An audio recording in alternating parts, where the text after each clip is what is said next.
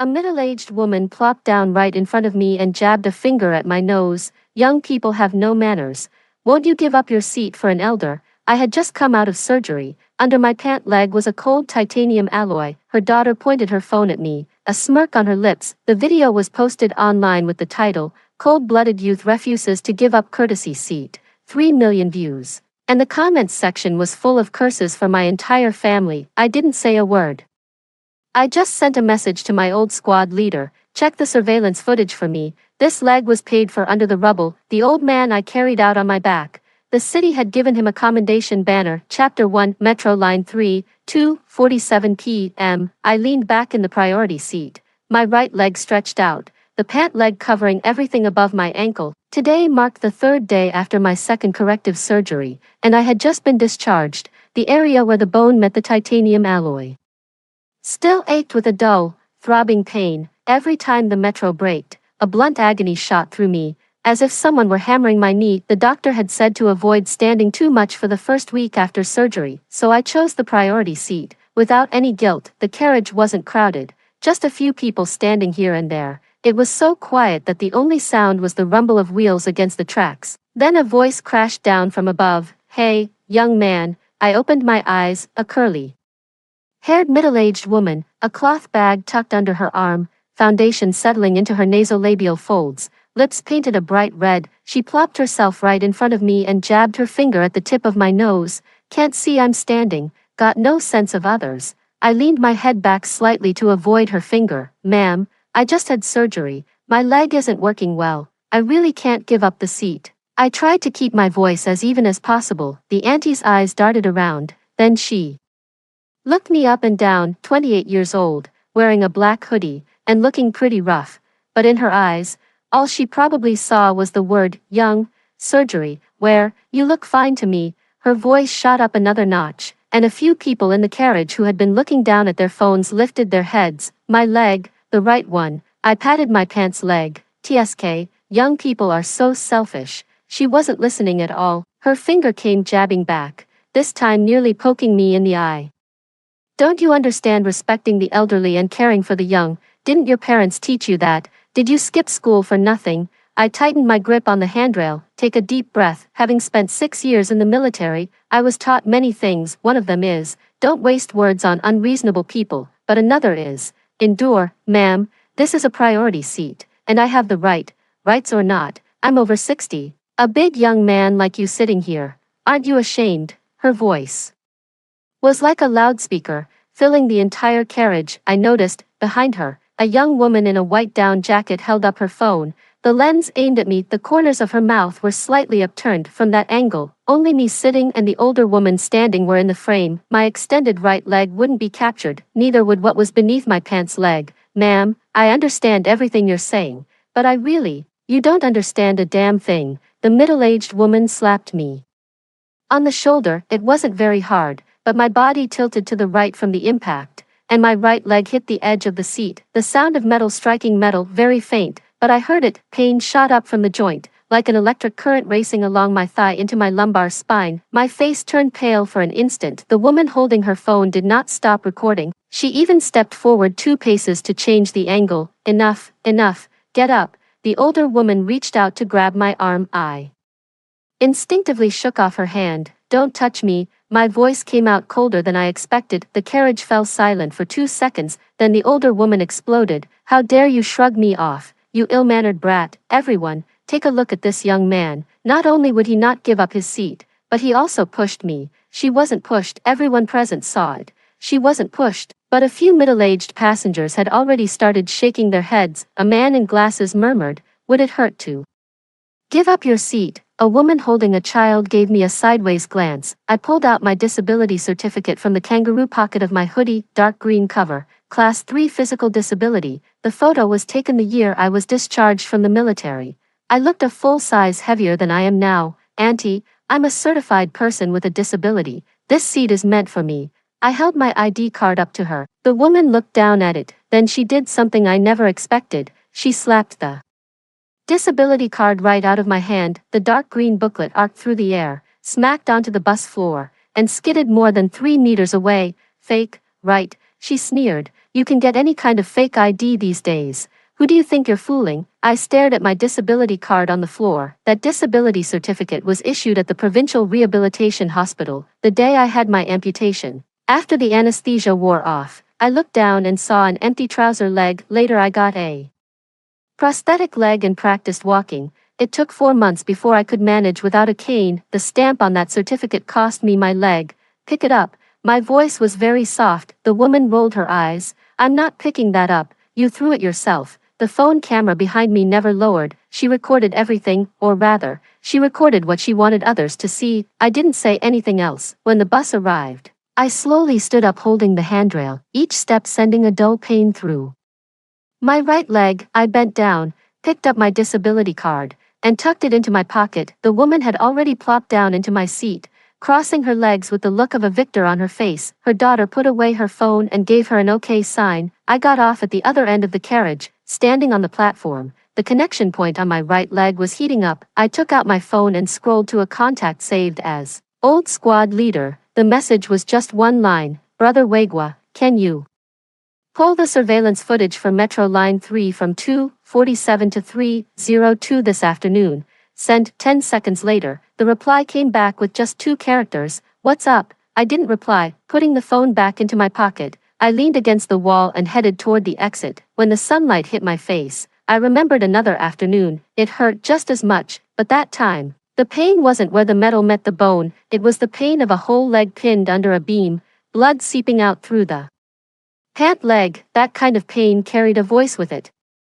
An old woman's voice, rising up from beneath the broken bricks, hoarse and crying. Never mind me, son, you go first. I didn't go. I dug with my hands. I dug until all 10 fingers were bloody and 3 fingernails had been torn off. Then the beam collapsed. After that came the dazzling white lights above the operating table. I looked down at my right leg, beneath the torn pant leg. A small sliver of light reflected off the titanium alloy joint. This leg was replaced that day, not for any honor. It was simply because I didn't want that old lady to die down there. So today, when a strange middle-aged woman knocked my disability ID out of my hand, I wasn't really angry. I just kept thinking, who the hell do you think you are? Chapter 2. At 7 p.m., I cooked a pack of instant noodles in my rented room. My phone was on the table charging, the screen constantly lighting up. Notification alerts kept buzzing non-stop. I didn't watch it. After finishing the noodles, I washed the dishes, then removed the straps from my prosthetic limb to clean the connection point. The post-operative wound hadn't fully healed yet.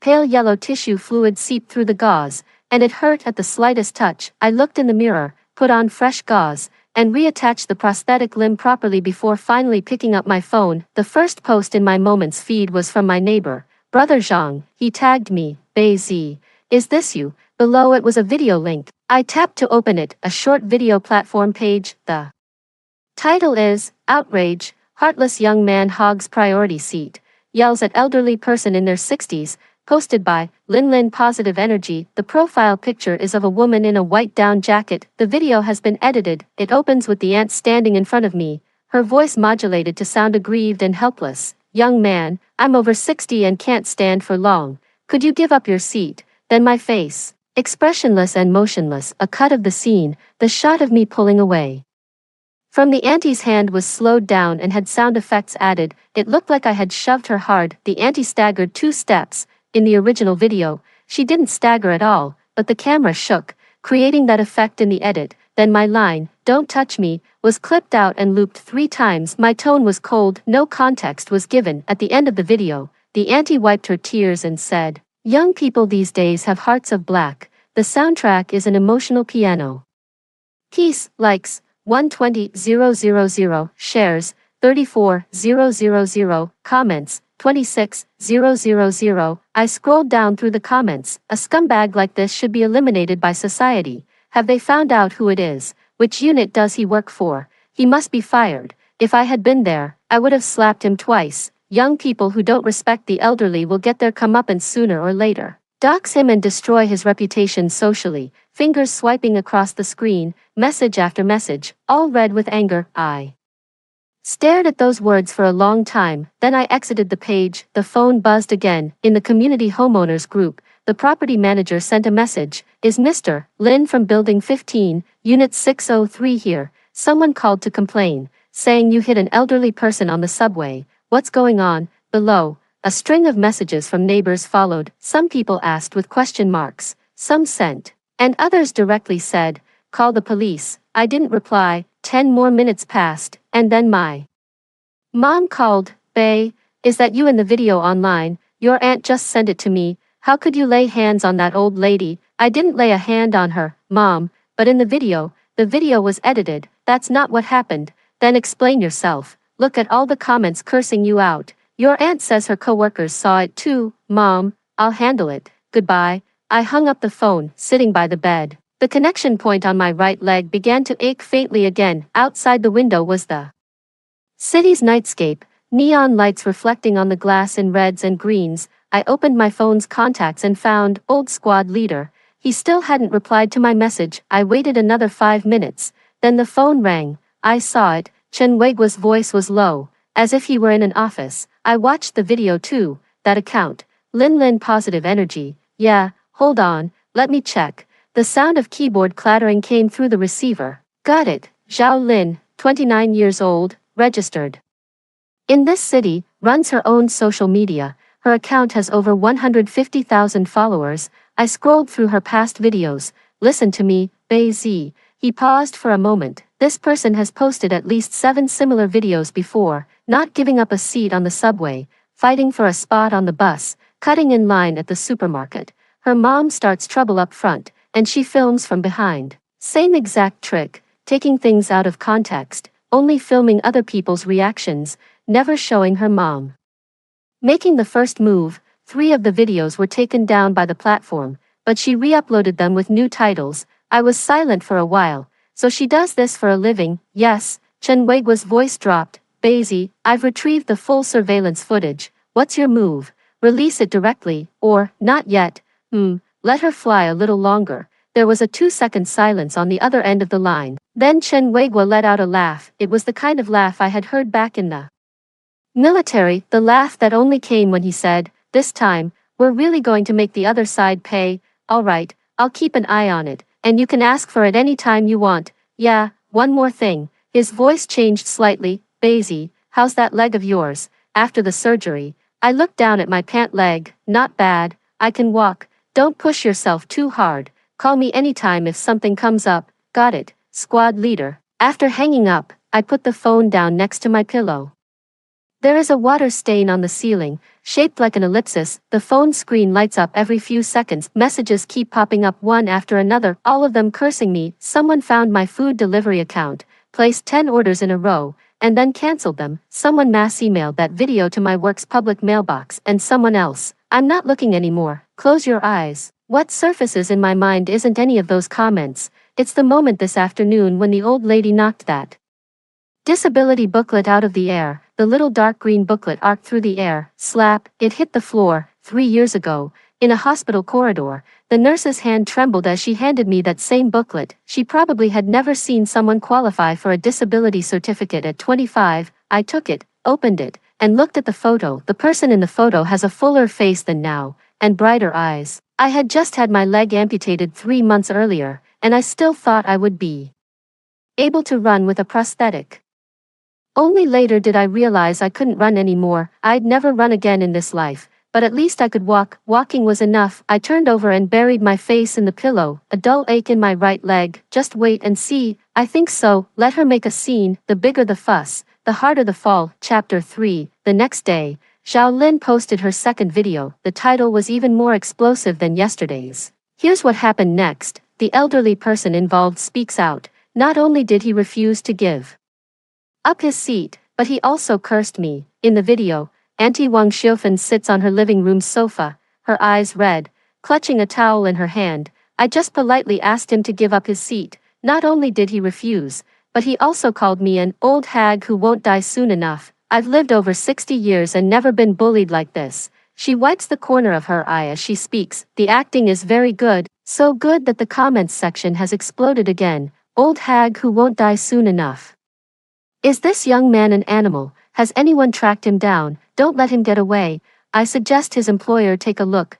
What kind of creature did they hire? The second video received 4 million views, 3 marketing accounts reposted it. One of them, a major account with 8 million followers, wrote in the repost, "Not giving up your seat is understandable, but insulting an elderly person is a moral collapse." I never insulted her. Every word I said is on the surveillance footage, but that doesn't matter. In the face of a clipped video, the truth doesn't stand a chance. At 10 a.m., HR from my workplace called. "Lin Bei, the leader wants you to come over." I hobbled to the office on my crutches. The section chief was sitting behind the desk, looking troubled. "You've seen that video, right?" "I saw it. Someone up top called to ask about it. The public pressure is pretty strong now. Do you think you could what?" The section chief rubbed his hands together. "How about you? Apologize, just post a statement online, say something conciliatory, and this whole thing blows over." I looked at him. "Section chief, I haven't done anything wrong, I know, but I have a third-level physical disability and was sitting in a courtesy seat." The other person threw the first punch. Yes, that's true, but now online it's all." "Section chief," I interrupted him. "I'm going to the police station this afternoon to file a report. This can't be resolved with just an apology."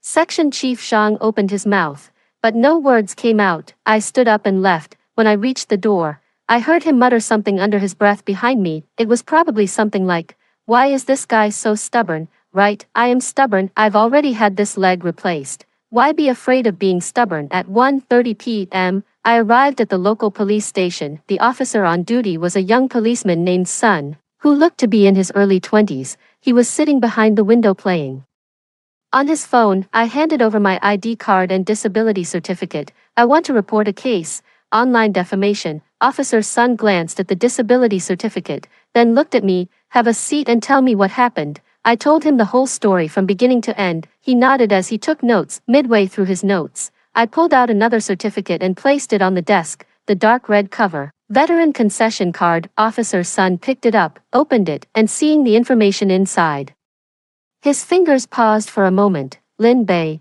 formerly of a certain armed police detachment, sergeant, served 6 years." His eyes moved from the ID to my face, then to my outstretched right leg. Then he made a move. He stood up from his chair, came to attention. Not quite standard. He was a police officer after all, not a soldier, but his back was ramrod straight and his feet together. "Comrade Lin, please take a seat. Let me get you a glass of water." When he turned to get the water, an older police officer beside him leaned over to look at the ID on the desk, then also stood up, demobbed. "Yes." He didn't say anything else, but he brought me a chair, much more comfortable than the plastic stool at the counter. Officer Sun returned with the water, sat down, and continued taking notes. After finishing, he said, "Comrade Lin, we'll process your case according to procedure, but gathering evidence for defamation takes time. What do you think?" "No need to wait." I took out my phone. The full subway surveillance footage is already ready. "I'll send it to you."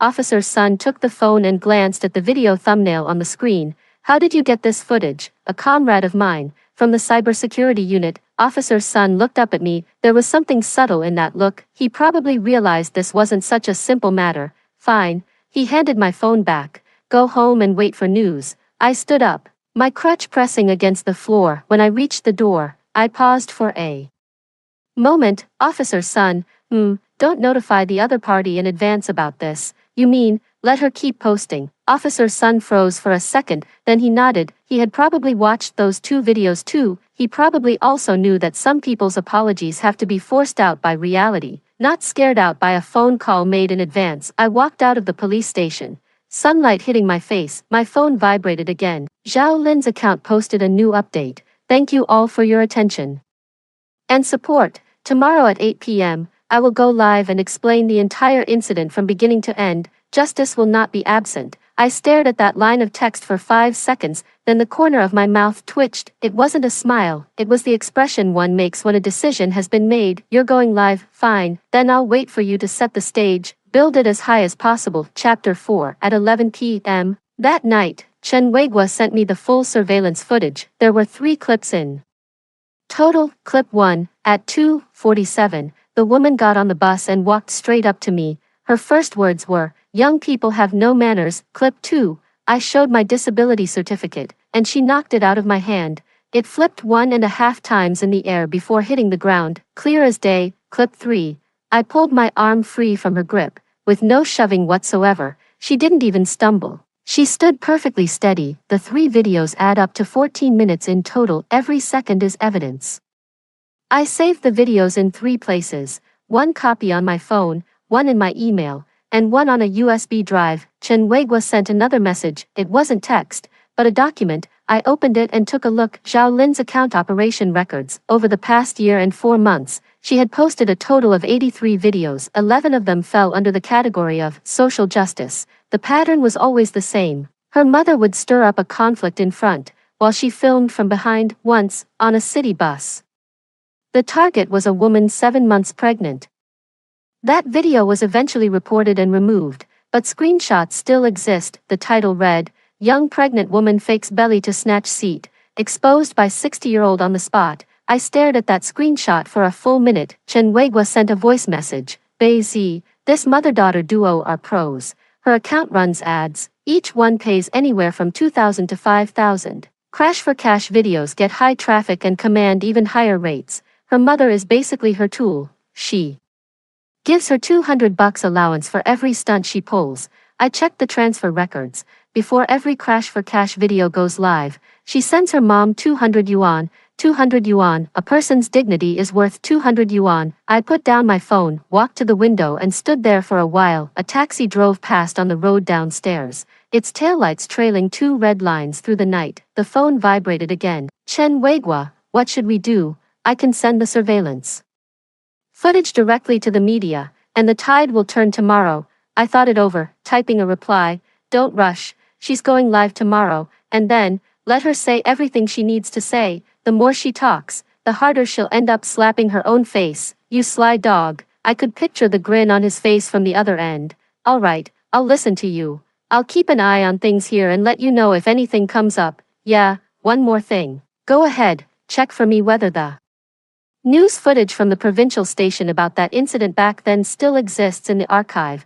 There was a 3-second silence on the other end. What incident? The time with the ruins. Another 2 seconds of silence. Beizi, are you trying to? Just in case. I'll check. He hung up the phone. I sat back on the bed and took off my prosthetic leg. The skin at the contact point was rubbed red, and a bit more tissue fluid had seeped onto the gauze. I disinfected, changed the gauze, and bandaged it again. The movements were very practiced. It had been 3 years. I could go through this routine with my eyes closed. After bandaging, I leaned the prosthetic leg against the nightstand. Without the prosthetic, the right leg was severed 15 centimeters below the knee. The skin at the stump had fully healed, but the scar tissue would itch when the weather changed. I pressed the stump with my palm. The pain was gone. The biggest change in these 3 years isn't the loss of a leg, it's the higher pain threshold. 3 years ago, I probably wouldn't have even felt the tap on my shoulder from that woman on the subway, but the interface between metal and bone is different. It's 2 things that were never meant to be joined, forcibly welded together. Every external jolt reminds me, you're not like everyone else anymore. I lay down, staring at the ceiling. Tomorrow, Zhao Lin is going live. She will cry on camera. She will make up more lies. She will make more people believe that I'm a jerk who won't give up my seat, and then everyone will know that every tear she sheds is forced. I turned off the lights. The scar on the stump of my right leg itches in the dark. I didn't scratch it. I turned over and closed my eyes. Tomorrow is her stage. The day after is mine. Chapter 5. Zhao Lin's live stream started right on time at 8 the next evening. In my rented room, I turned on my phone, made a cup of instant coffee, and leaned against the headboard to watch. In the frame, Zhao Lin sat in front of a white wall with a softbox light on, the clean backdrop resembling an interview studio. She wore a light gray knit sweater, her hair down, and her eye makeup deliberately subtle, not like a daily social media blogger who stages crash for cash videos, more like a victim. The live stream audience quickly surged past 10,000, comments scrolled by in a frenzy.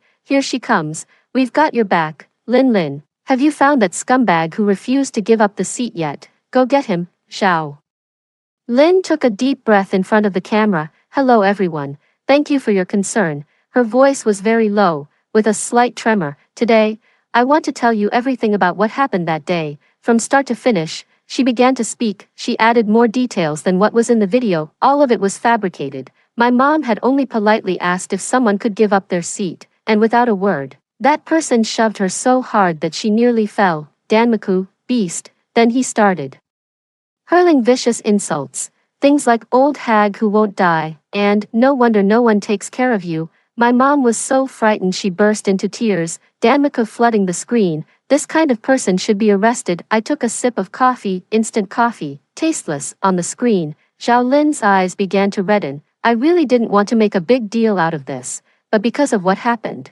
my mom's blood pressure shot up and she had to go to the emergency room. I can't let this slide anymore. She picked up a piece of paper from the table, the hospital's outpatient slip, and held it up to the camera. Look, this is the emergency record, a sudden hypertensive episode. The doctor said if it had been any worse, there would have been a risk of stroke. The comments exploded. This young person drove the elderly person to the hospital. Someone called the police. Isn't this malicious provocation? Is there a reporter around? Please, someone interview them. The live stream audience exceeded 80,000. The trending rank hit third place in the same city. Zhao Lin saw the data, and a fleeting, almost imperceptible glimmer flashed in her eyes, but she controlled it well. Only sorrow showed on her face. Finally, I want to say, facing the camera, she enunciated each word. I'm not doing this for views. I just want justice for my mom. If that young man is watching this live stream, I hope you will step forward and apologize. Her voice choked, the background music kicked in at just the right moment, whether she had preset it or the platform auto-matched it. In any case, it was that tear-jerking piano piece. The barrage flooded the screen. Stay strong, justice will prevail. Lilin, don't cry. I took a screenshot of my phone screen, then opened another window and screen recorded the live stream, recorded from start to finish, 1 hour and 12 minutes, every word, every tear, every fabricated detail, all saved as evidence. 20 minutes after the live stream ended, the clip of Auntie Wang Xiufan's call-in went viral across all platforms. She added more fuel to the fire during the live stream. That young man also said that old people should just go die, and shouldn't be taking the subway and taking up young people's seats. That thought had never even crossed my mind, but someone in the comments had already turned that sentence into a meme. The picture was my face, screenshot from the video, an awkward angle, with a cold expression, like a born villain. The phone rang. Chen Weigua watched it, recorded everything. Basie, this live stream of hers is blatant defamation. It's solid, along with the 2 previous videos. That's enough to meet the filing standards. Yeah, still waiting for one more thing. What? She's going to be on TV. How do you know? She wants to be. With enough buzz, the local station won't pass up a story like this. The other end of the line went quiet for a moment. You're right, this afternoon, a reporter from the city station even tipped her during her live stream. I saw, Basie, I found the news archive from back then, from the provincial TV station. My finger paused. The footage still exists. It does. I even dug up the newspaper front pages from that time. Do you want to see them? No need. I remember. I can still see that image in my dreams. The stretcher was covered in blood. The right leg of my military trousers had been cut open, empty. The comrade next to me was crying. I didn't cry, because the anesthesia hadn't worn off yet. Later, when the anesthesia wore off, I still didn't cry, because someone told me that old lady had been rescued, alive. Save it, I said. Wait until I tell you to use it. Got it. I hung up the phone. I stood up and walked to the window. The street lamp downstairs stretched the shadows long. The prosthetic leg on my right gave off a cold gleam under the light. Zhao Lin, your stage is set. 80,000 people are watching your performance. Good. The more audience, the better. That way, when the truth finally emerges, enough people will have seen your face. I pulled the curtains shut. I went back to the desk and opened my laptop. In the search bar, I typed 3 characters, City TV, on the homepage. There was a hotline number with the words, News Tips Wanted, next to it. I picked up my phone and dialed. After 3 rings, someone answered. Hello, City TV News Hotline. Hello, I'm the person involved in that recent online video about giving up a seat on the subway. The person across from him paused for a second. Are you, that young man? Yes, I want to do the interview. Of course. Please leave your contact information, on one condition. Go ahead. Live broadcast, no editing. Chapter 6. Fang Su, a reporter from the city TV station, was in his early 30s, wore black-rimmed glasses, and spoke rapidly like a firing cannon. When he asked to meet me at the station, His eyes kept fixed on my right leg, not sizing me up, hesitating, wondering whether to ask. I saved him the trouble. It's a prosthetic. I tapped my pant leg twice. The sound of metal against metal echoed in the conference room. Fong Sue's Adam's apple bobbed. Mr. Lin, this matter has caught the station's serious attention. We've already gotten in touch with Xiao Lin, and she's agreed to be interviewed. Our original plan was to produce a conversation between both sides. No conversation. He stopped. I don't need to talk with her. I said, you go ahead with your interview. Air hers first, then mine. The order must not change. Why? Because she'll lie. Let her finish her lies first. Then I'll bring out the evidence. Fong Su looked at me for 3 seconds, then he slowly nodded. I think I understand. He pushed up his glasses. Mr. Lin, the leadership has approved the live stream. Citizen Hotline, special program. This Thursday at 8 p.m. Simulcast on all platforms. Good. After leaving the TV station, I made a call. Chen Weigua had helped me find the number. It rang 6 times, then someone answered. Hello. The voice on the other end was an elderly woman's, her breathing a little unsteady. Grandma Lu, it's Lin Bei. There was a brief silence on the line, then the voice began to tremble. Basie, is that really Basie? It's me, Grandma. Child. Why are you calling so suddenly? How are your legs? Last time, Weigua said you had another surgery. I'm doing well. Recovery is going fine. That's good, that's good. Her voice caught. Grandma always wanted to visit you, but her legs aren't what they used to be. Don't blame her. I don't blame her. I'm calling because there's something I want to tell you. Go ahead. I told her what had happened, from being forced to give up my seat on the subway, to the video being edited, to being bullied by the entire internet. After I finished speaking, there was a long silence on the other end of the line, so long that I thought the signal had dropped. Then I heard a voice. She was crying, not loud sobs, but the way an elderly person cries, very soft breaths, yet every sound squeezed from the back of the throat, as if someone was wringing her heart. How could they do this? Lu Guifang's voice was trembling violently. Your leg was hurt saving me. You saved my life, and they curse you for not giving up your seat. Grandma, it's okay. I didn't call to upset you. Tell me, what do you want Grandma to do? Grandma will do it, anything. I took a deep breath. There's a live program on the municipal station the evening after tomorrow. I'd like you to appear on camera. On camera, yes. Just tell what happened back then. I will. Her voice suddenly stopped trembling. Not only will I speak, I'll bring that newspaper with me. I've kept it. Front page. Your photo. I had it framed and hung it in the living room. I didn't speak. Something was stuck in my throat. Basie, don't worry. Even though Grandma is old, I'm not confused. If anyone bullies you, I'll be the first to stand up for you. I took the phone away from my ear, pinched the bridge of my nose, then put it back again. Thank you, Grandma. Don't thank me. That leg of yours.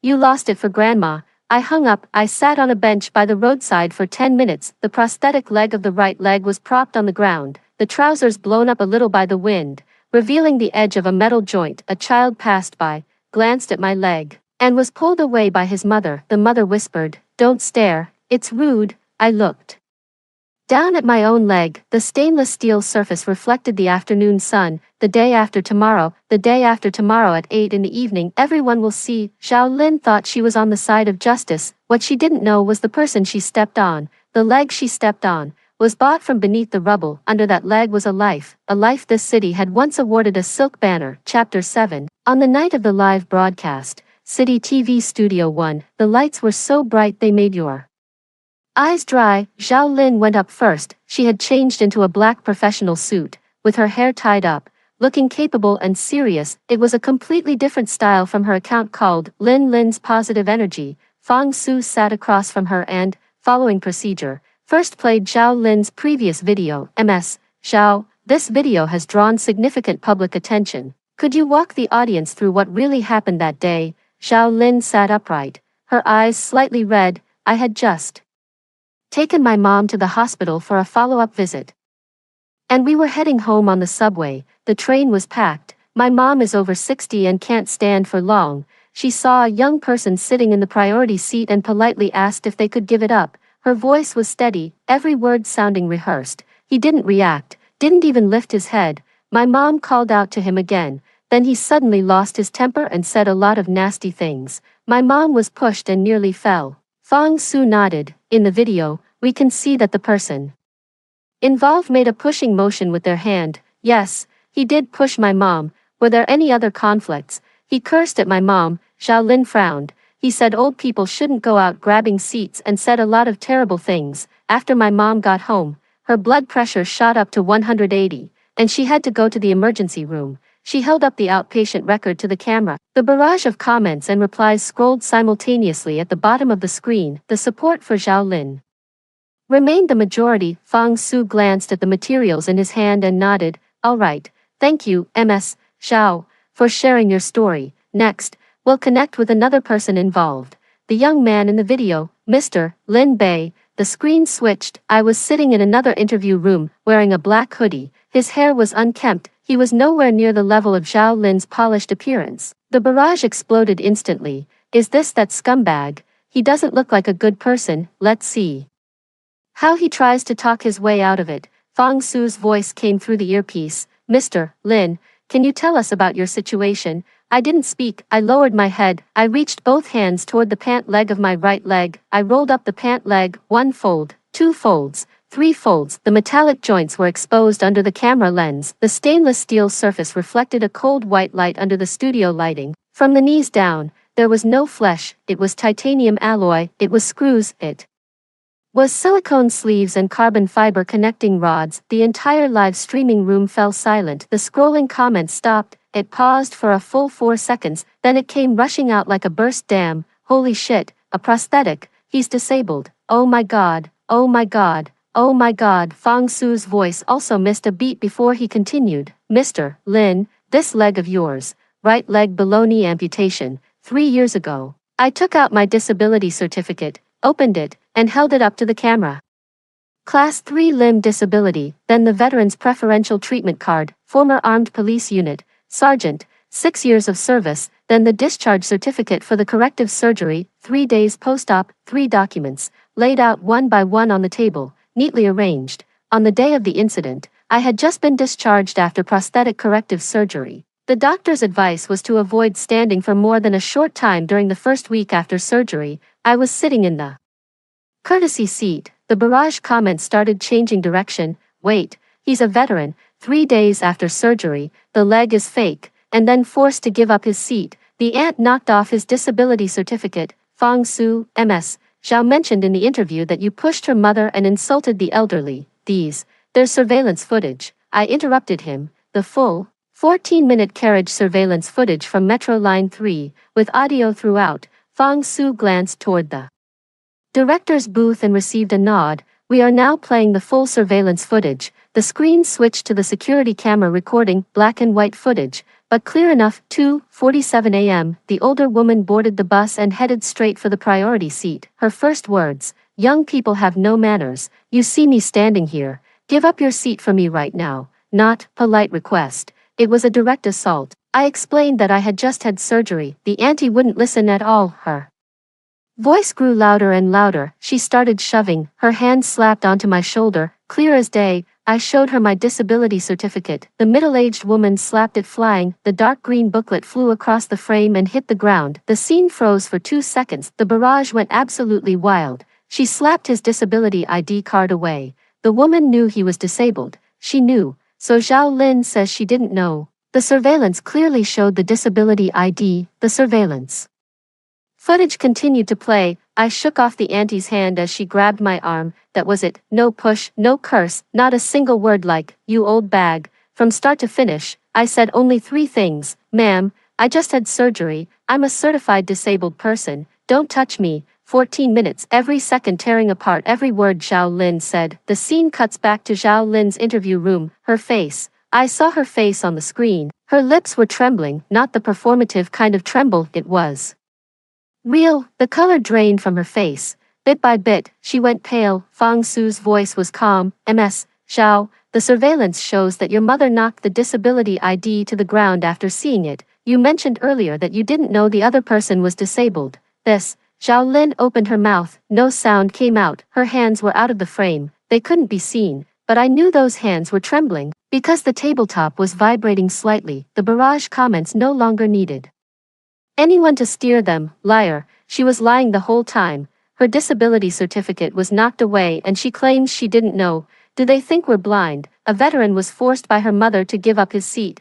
The live stream audience exceeded 500,000 people watching at the same time, 500,000 pairs of eyes fixed on Zhao Lin's gradually expressionless face. Fang Su didn't press further. He doesn't need to ask. The surveillance footage says it all, but the live stream isn't over yet. The heaviest punch hasn't landed. Fang Su flipped a page of the document. Mr. Lin, about your leg. Can you tell the audience how you lost it? I looked at the camera. Wait a moment, I said. There is someone more qualified than me to talk about this. Chapter 8. Early the next morning, Zhao Lin deleted all her videos. Her account bio was changed to blank. The comments section was closed. Private messages were turned off, but the internet has a memory.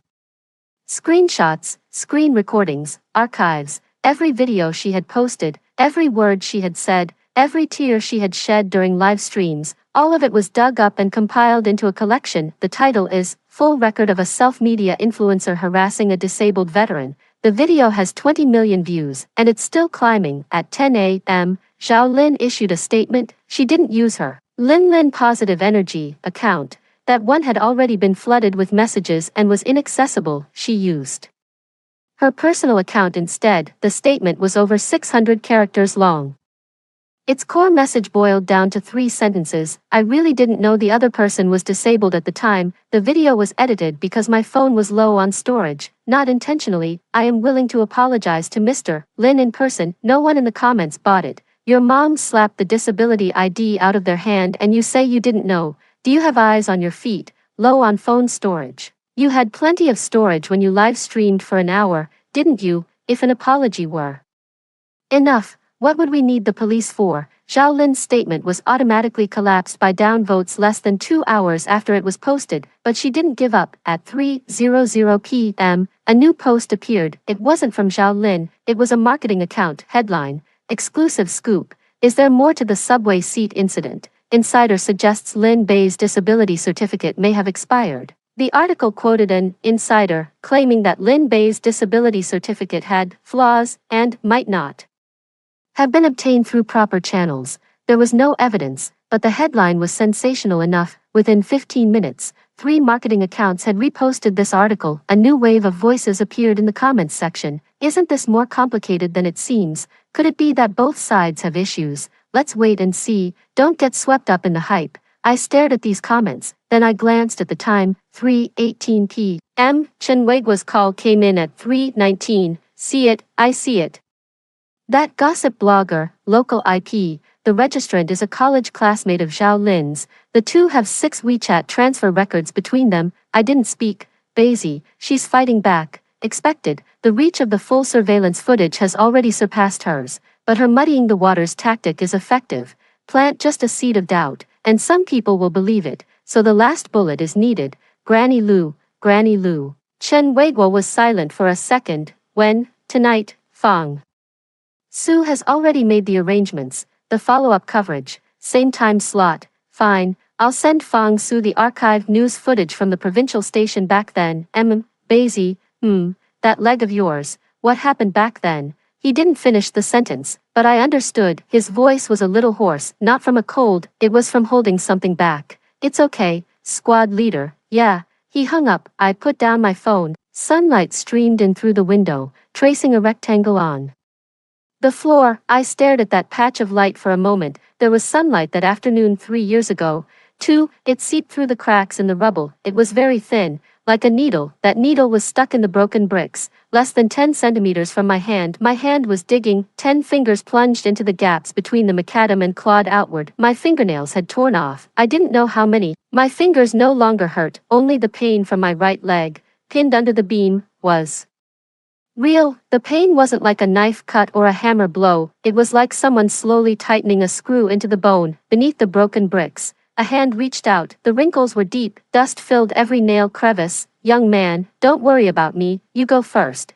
The voice was very faint, like wind seeping through a crack in a broken wall. I didn't leave. I kept digging. Then the beam loosened. By the time the old man was pulled out, My right leg had gone numb as the stretcher carried me out. The sunlight felt 10,000 times thicker than that needle. It was so blinding I couldn't open my eyes. I heard someone crying, not me, it was the comrade next to me. Later someone told me, the old lady is fine, she was rescued. Then I passed out. When I woke up again, my right leg was already gone. I withdrew my gaze from the window. Tonight, the last bullet, not for me, it's for the life pinned under that leg. She deserves to have everyone know the truth. Chapter 9, at 8:00 p.m., the second episode of the City Station Special Program, Citizen Hotline, aired. Fong Su gave a brief introduction in front of the camera. Yesterday's live stream drew widespread attention. Today, we have some new updates about this incident to share with our audience. The picture switched. A wheelchair was pushed into the studio. An old man sat in the wheelchair. His hair was completely white. The wrinkles on his face were like dried-up riverbeds. Furrow after furrow, he wore a faded navy blue jacket. A small badge was pinned to his chest. A miniature version of the Medal of Heroic Courage, awarded by the city government 3 years ago. Lu Guifang, 71 years old, the person pushing the wheelchair was her son, in his 40s, with a square face and thick, rough fingers. Clearly someone who did manual labor. Fong Su stood up to greet her. Granny Lu, thank you for coming. Lu Guifang's hands were trembling. It wasn't nervousness. It was simply the uncontrollable tremor of old age, but her eyes were very bright. Brighter than the lights in the studio. Fong Su sat down and placed the microphone within her reach. Granny Lu, could you share with our audience how you first met Lin Bei? Lu Guifang lifted her head. She looked toward the camera. Then she began to speak. Her voice was slow, touched with a local accent. Each word was heavily enunciated, as if afraid someone might not hear clearly. 3 years ago, the earthquake. She paused for a moment. My home is in the old town, in a building constructed in the 80s with thin walls. When the earthquake hit, half the house collapsed. I was buried underneath. She reached into the inner pocket of her coat and pulled something out, a newspaper, yellowed with age. The edges were creased, but someone had carefully mended them with transparent tape. She unfolded the paper and held it up to the camera. The front page, 6 bold characters for the title, Life Relay Under the Ruins. The accompanying image is a photograph. In the photo, a young soldier is being carried out of the rubble on a stretcher. His face is covered in dust and blood. The right leg of his military pants has been cut open, from the knee down. It is wrapped in thick bandages, already soaked through with blood, reddened to a dark, near black hue. The comrades beside him are weeping. The person on the stretcher had their eyes closed. That person was me. Lu Guifang stared at the photo for 2 seconds, then her tears fell. It wasn't the kind of crying with a soft focused glow like Xiao Lin's. It was an old person's crying, silent. Tears streamed down, wrinkles like riverbeds, flowing to the corners of her mouth and to her chin. She wiped it with her sleeve. It wasn't clean. Her voice cracked. He dug with his hands. I yelled at him from below to leave first, but he wouldn't go. He pulled me out from under the bricks. Then the beam collapsed. His leg. She couldn't go on. She pressed the newspaper against her chest, holding it like a child. No one spoke in the studio. Fong Su said nothing. The cameraman said nothing. The lighting technician said nothing. There was only the sound of Lu Guifang sobbing, very quietly, like the wind beneath the rubble 3 years ago. The live stream's comments stopped. It has completely stopped. 10 seconds, not a single comment. 500,000 people silent at once. Then a comment appeared, just 2 words, sorry. Then the second one, sorry. Article 3, sorry. The entire screen is flooded with the word sorry. One after another, one after another. Lu Guifang is still talking. Her son squats beside the wheelchair, one hand on her shoulder, the other clenched into a fist. His knuckles turned white. His leg was lost. Saving my old life. She raised her head and looked straight into the camera. Tears were still streaming down her face, but her voice suddenly stopped trembling. Those people online criticized him for not giving up his seat. She spoke, word by word. He could barely stand. His legs were gone. Gone because he saved me. The barrage of comments flew too fast. Individual characters were no longer recognizable on the screen. Like a downpour, Fong Su kept his head down. In his hand was a pen, its tip poking a hole through the paper. The scene cut to Xiao Lin's home. It wasn't the live feed from the studio. It was a split-screen shot arranged by the show's crew in advance. Xiao Lin sat on the sofa. She was watching the live stream at home. The glow from her phone screen flickered across her face. The moment Lu Guifang raised the newspaper, Xiao Lin's Phone slipped from her hand, it landed on the coffee table with a thud, screen facing up, the live stream still playing. She didn't pick it up, her lips parted slightly, but no sound came out. The expression on her face was empty, not anger, not fear, not regret, it was empty, like a crashed computer. On the sofa beside her, Aunt Wang Xiufen was curled up in the corner. She had seen the photo in the newspaper, seen the trouser legs soaked in blood, her lips were trembling, her entire chin was quivering, her fingers clutched the fabric of the sofa cushion, nails digging in and pulling the cloth into wrinkles. I don't know. Her voice sounded as if it were forced out of her throat. I didn't know his leg was. I didn't know. No one responded to her. Zhao Lin sat beside her, motionless, eyes fixed on the ground, pupils unfocused. At that moment, a message appeared in the bullet screen comments from a verified account. The official account of the city's Public Security Bureau. After investigation, Zhao, female, 29, posted false videos on an online platform, fabricating facts to defame others, and has now been lawfully summoned. The case is under further processing. The time Zhao Lin saw this message was 30 seconds later than everyone else, because her phone had fallen onto the coffee table. A crack ran across the screen, but the live stream was still playing, the comments were still scrolling. 500,000 people were watching her world fall apart, and she didn't even have the strength to pick up her phone. Auntie Wang Xiufen slid off the sofa. She knelt halfway on the floor, holding a hand over one's chest, breathing rapidly. I don't know.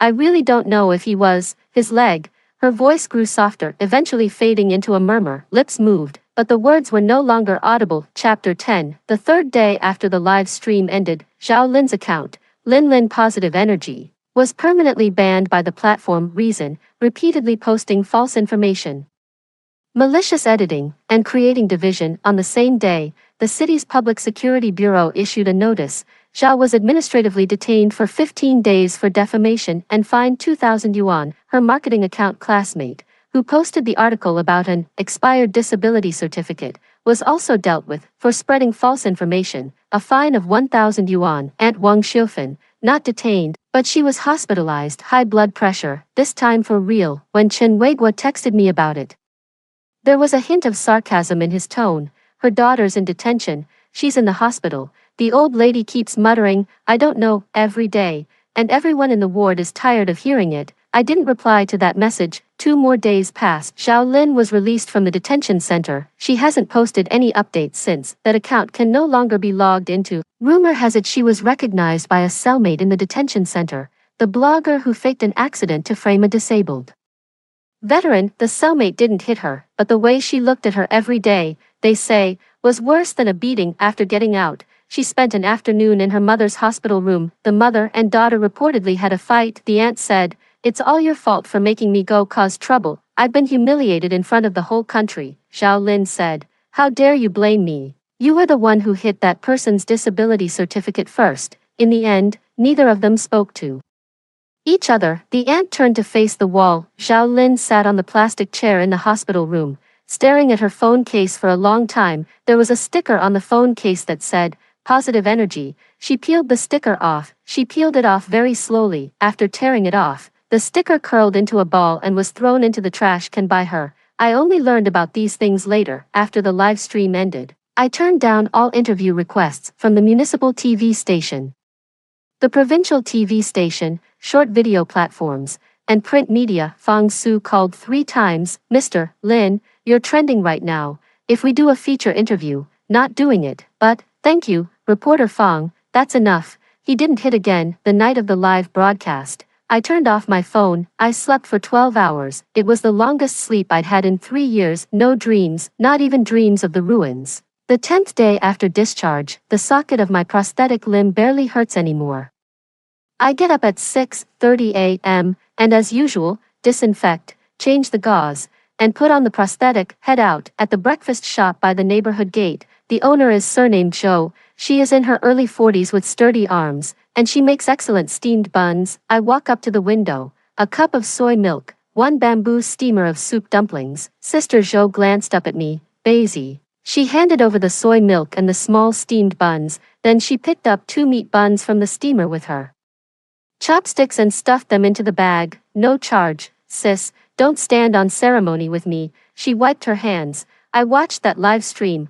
She didn't say anything else, turned around and got busy with something else. I stood by the roadside eating my soy milk and little steamed buns. The morning breeze was a bit chilly, carrying the scent of dew on my face. After finishing the buns, I threw the bag into the trash can and headed toward the subway station, not to take the subway, though, just passing by, at the entrance of the subway station, there were some steps, and beside them squatted a little boy in a school uniform, maybe 7 or 8 years old, wearing a backpack, waiting for his parent. When he saw me approaching, he tilted his head and stared at my right leg for a few seconds, then he stood up, standing perfectly straight, feet together, right hand raised to his temple, a military salute, not standard, fingers not together, angle also wrong, but very earnest. His mother ran up from behind and took him by the arm. "Shall you, don't block the man's way, Mom," the little boy's voice rang out, crisp as shards of glass hitting the ground. "He's that soldier brother, the one on TV."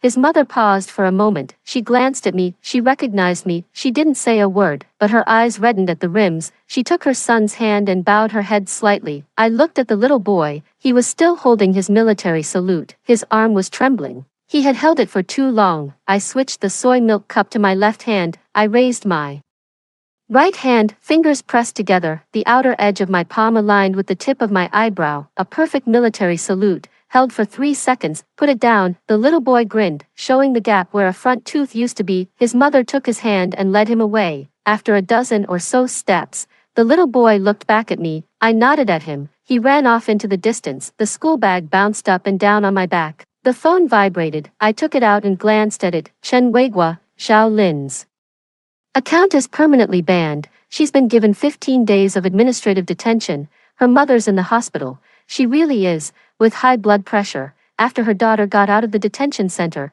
she blamed her mother, and the old lady ended up arguing with her daughter in the hospital room until a nurse stepped in to separate them. I finished reading. I tucked the phone back into my pocket. I looked up. Sunlight filtered through the gaps between the city's buildings and fell on my face. It was a little dazzling. I squinted. I looked down at my right leg. The pant leg was covering it, but along the edge of the titanium beneath the fabric, a thin strip of light gleamed, cold, unlike the sunlight, but it is also light. I take a step, right leg first. The prosthetic limb lands softly, not like metal hitting the ground, rather, like someone cautiously, step by step, moving forward, walking very slowly, but every step is steady. The wind blew from behind, pushing the hood of my hoodie off my head. I didn't look back. I kept walking. Story 2, our pomegranate blossom clan, blessed with fertility and prosperity, often intermarries with the sparsely populated royal peony lineage. In my past life, I married Renard, the mightiest of the peony clan,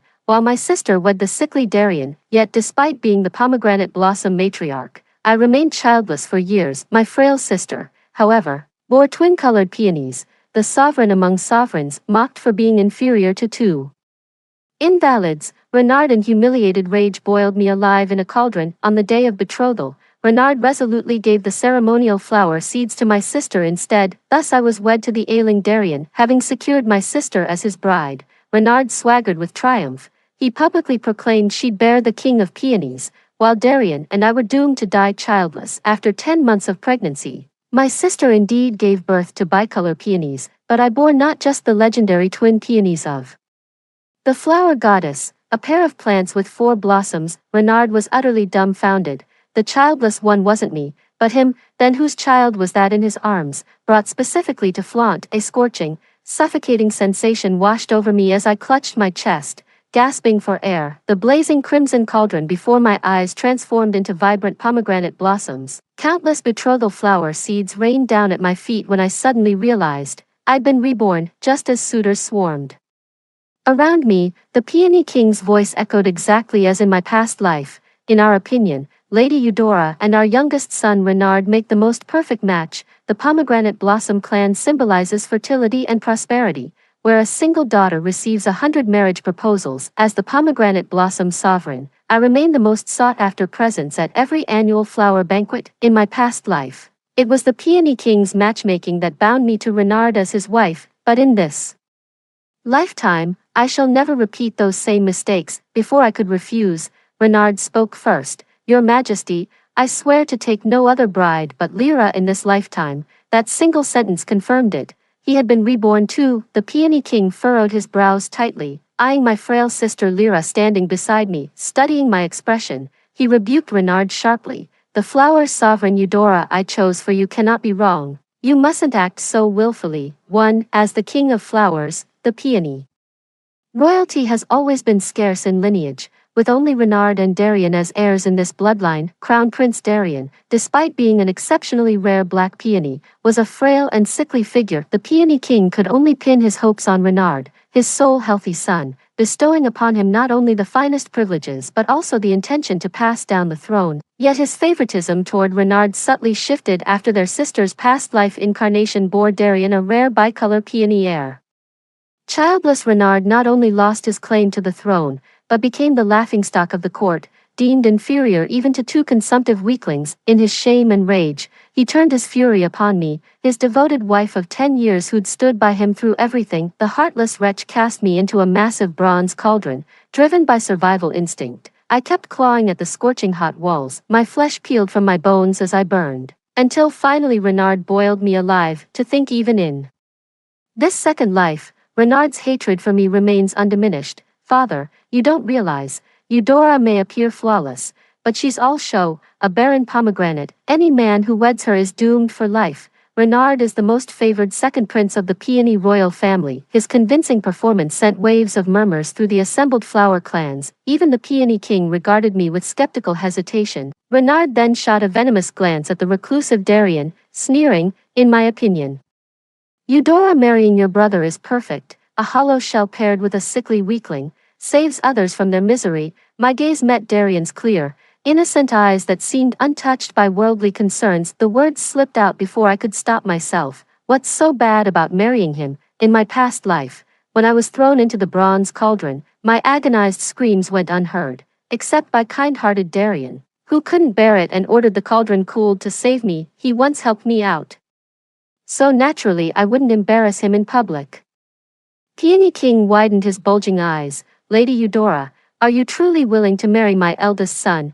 As if fearing I might change my mind, Renard shockingly broke protocol by grabbing his sister's hand in public. Meanwhile, Lyra lowered her delicate neck, blushing but making no move to pull away. Renard's face turned icy, his eyes brimming with visceral disgust. If you dare entertain delusions of pursuing me, I swear you'll regret ever being born. Lyra spoke timidly. Second prince, please don't treat my sister this way. I'll consent to marry you. A chill ran down my spine as I addressed the peony king. I choose to wed Crown Prince Darien. Aside from my equally sickly sister, no one else would willingly marry Darien. If Lyra is marrying Renard, why shouldn't I wed the kind and handsome Darien to keep him company? The peony king clapped his hands in delight, exclaiming, Splendid, splendid. In that case, let's make it a double celebration. We'll hold both weddings on the same day.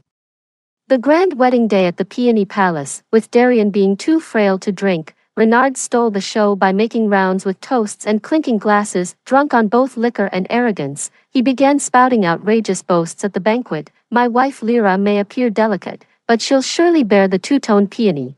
The king among kings, eyes bloodshot from drink, Renard slurred. No, my vigor surpasses Darien's. Perhaps Lyra could breed a lineage far greater. Amidst the sycophantic chorus, Renard narrowed his eyes at Darien and me before suddenly chuckling under his breath. And these two good-for-nothings will never conceive a child in their entire lives. In my past life, I'd been married to Renard for 10 years without ever bearing children. My hands twisted nervously beneath the crimson wedding robes as I instinctively looked up at Darien. What if he's right? There's still time for you to back out of this marriage. Darien gazed at me intently, his eyes shimmering like spring moonlight. No regrets even without children. Marrying you was the best decision I ever made. Something trembled deep in my heart, my lashes fluttering in response. Even childless, I'll spend my whole life by your side, caring for you. A month later, Lyra was diagnosed with pregnancy. Renard guarded her more preciously than his own eyes, deliberately parading his sister before Darien and me every day. Lyra, the child you're carrying is no ordinary being, Renard said haughtily, looking down his nose at us. You must stay vigilant to protect yourself and the baby.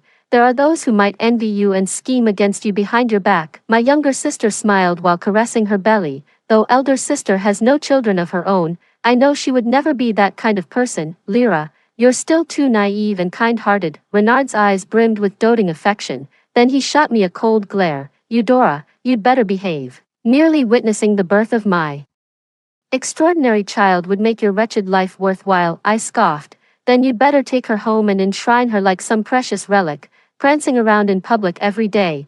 What if something goes wrong? Little did I know those words would prove prophetic. That very night, Lyra, dragged out for a stroll by Renard, went into premature labor and needed bedrest to stabilize the pregnancy, yet before the Peony King, the shameless wretch had the gall to pin all the blame on me, the royal physician had assured us Lyra's pregnancy was progressing perfectly, yet out of nowhere Eudora predicted misfortune for both mother and child today. Within mere hours, Lyra was struck with excruciating abdominal pain. Renard pointed at me with venomous accusation. Such coincidence defies belief. If this isn't Eudora's scheming at work, I'll eat my crown. The Peony royal house has always prized its bloodline above all else, too, though lacking proof. The Peony King's gaze upon me had lost all its former warmth. He asked Darian in a low voice, "You heard what Renard just said, what's your take?" The usually peace-loving and tolerant Darian stood his ground to defend me. "Father, Eudora isn't that kind of person. I'd stake my life on her innocence." The Peony King fell silent,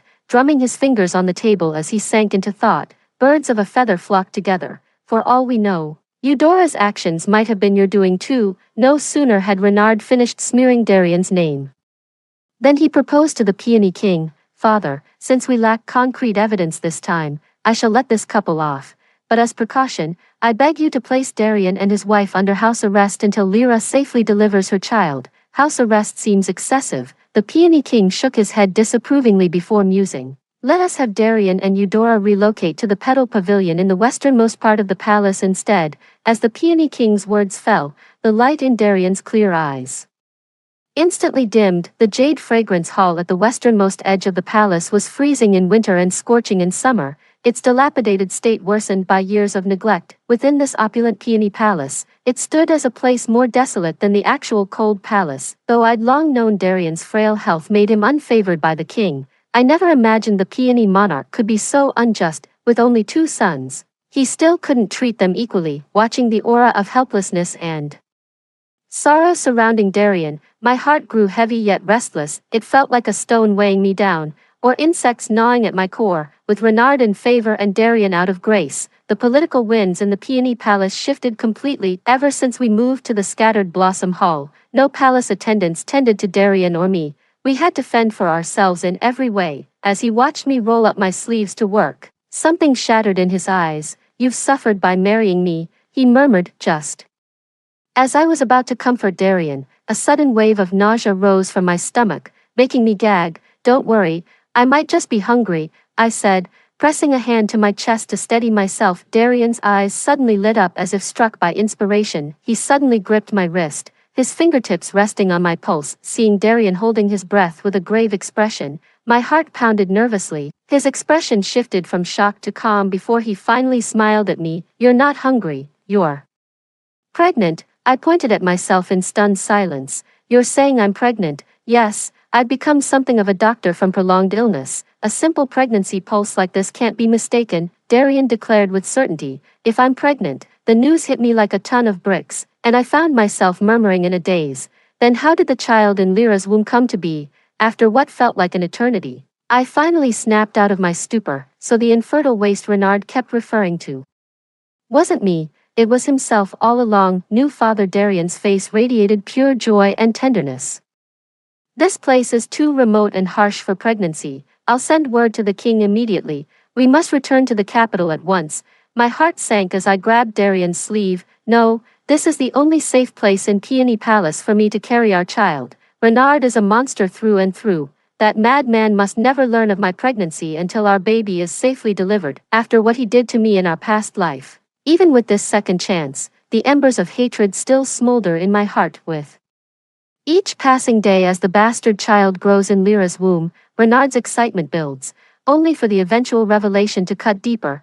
Don't you think, at my insistence, Darian chose to keep this secret with me? Passing our days in the secluded palace, my pregnancy left me physically limited, so he took on every single chore without complaint. Surprisingly, Darian turned misfortune into blessing. His strength gradually returned, and a healthy glow colored his cheeks. Time flew by, and my swollen Belly signaled the imminent arrival of my child, just as in her past life. My sister Lyra gave birth to the bicolor peony. The king among kings overjoyed, the peony king and Renard hosted grand feasts for 3 consecutive days. The celebratory music even reached our secluded corner of the cold palace. At the same time, my labor pains became unbearable and the delivery began, with no help available. Darian had to deliver the baby himself. Don't be afraid, the baby's head is crowning, just as my strength was failing. A miraculous fragrance filled the birthing chamber, revitalizing my exhausted body. In the floral realm, the rarer and more powerful the blossom, the more extraordinary phenomena accompany its birth. Curiosity and hope welled up in my heart.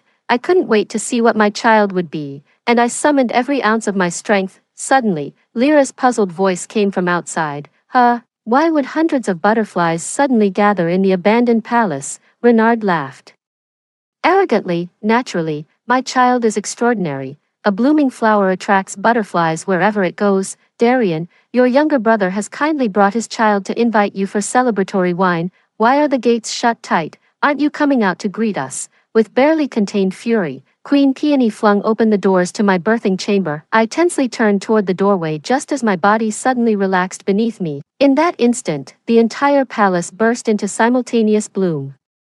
As countless butterflies came dancing in homage, the peony king stood frozen, staring blankly at the child in Darian's arms. Renard looked as if struck by lightning, his face a mask of utter disbelief. The procession of guests behind them craned their necks curiously, gasping aloud at the sight. Could this child be the legendary twin peony avatar, a once-in-10 millennia miracle? Overjoyed yet hesitant to believe the widespread rumors, the peony king finally broke into a radiant smile.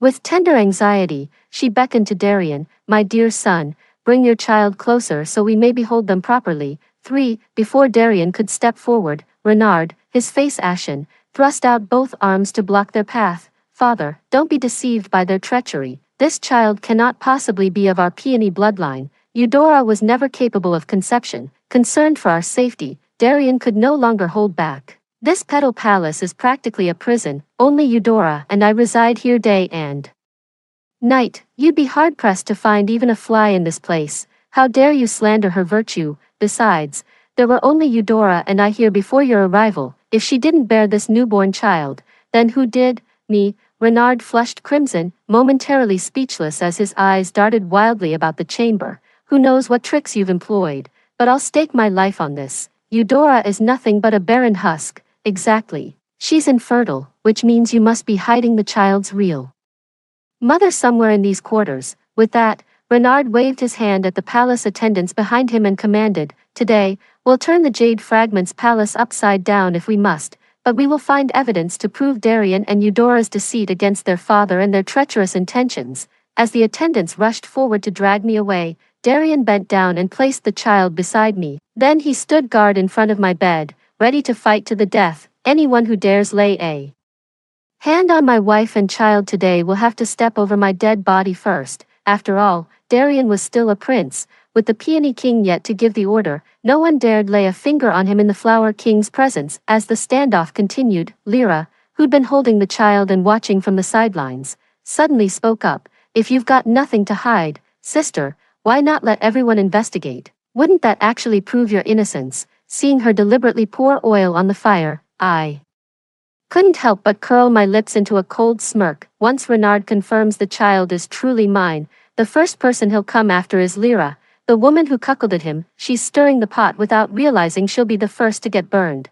What a death wish. The peony king eyed Darian and me suspiciously. Lyra makes a fair point. If you've nothing to hide, let the palace attendants conduct a thorough search. No need. I clutched my aching belly tightly, for I carry more than one child. The birth pangs are upon me again, one after another. The infants came wailing into the world before the astonished crowd. The onlookers gasped in awe. The flower goddess, twin peonies, nay, 2 pairs blooming as one. An overwhelming wave of intoxicating floral fragrance swept through, accompanied by a kaleidoscope of butterflies and cascading petals. Under the crushing pressure of divine bloodline, even the peony king and Renard were forced to kneel, chanting in reverence, We humbly welcome the flower goddess's descent. Having delivered quadruplets, I was utterly drained of strength, yet unease still gripped me, making rest impossible. My gaze instinctively sought Renard, only to find his eyes bloodshot and veins bulging with barely contained fury. I was about to remind Darian to protect the children at all costs when exhaustion overwhelmed me and I blacked out. When I opened my eyes again,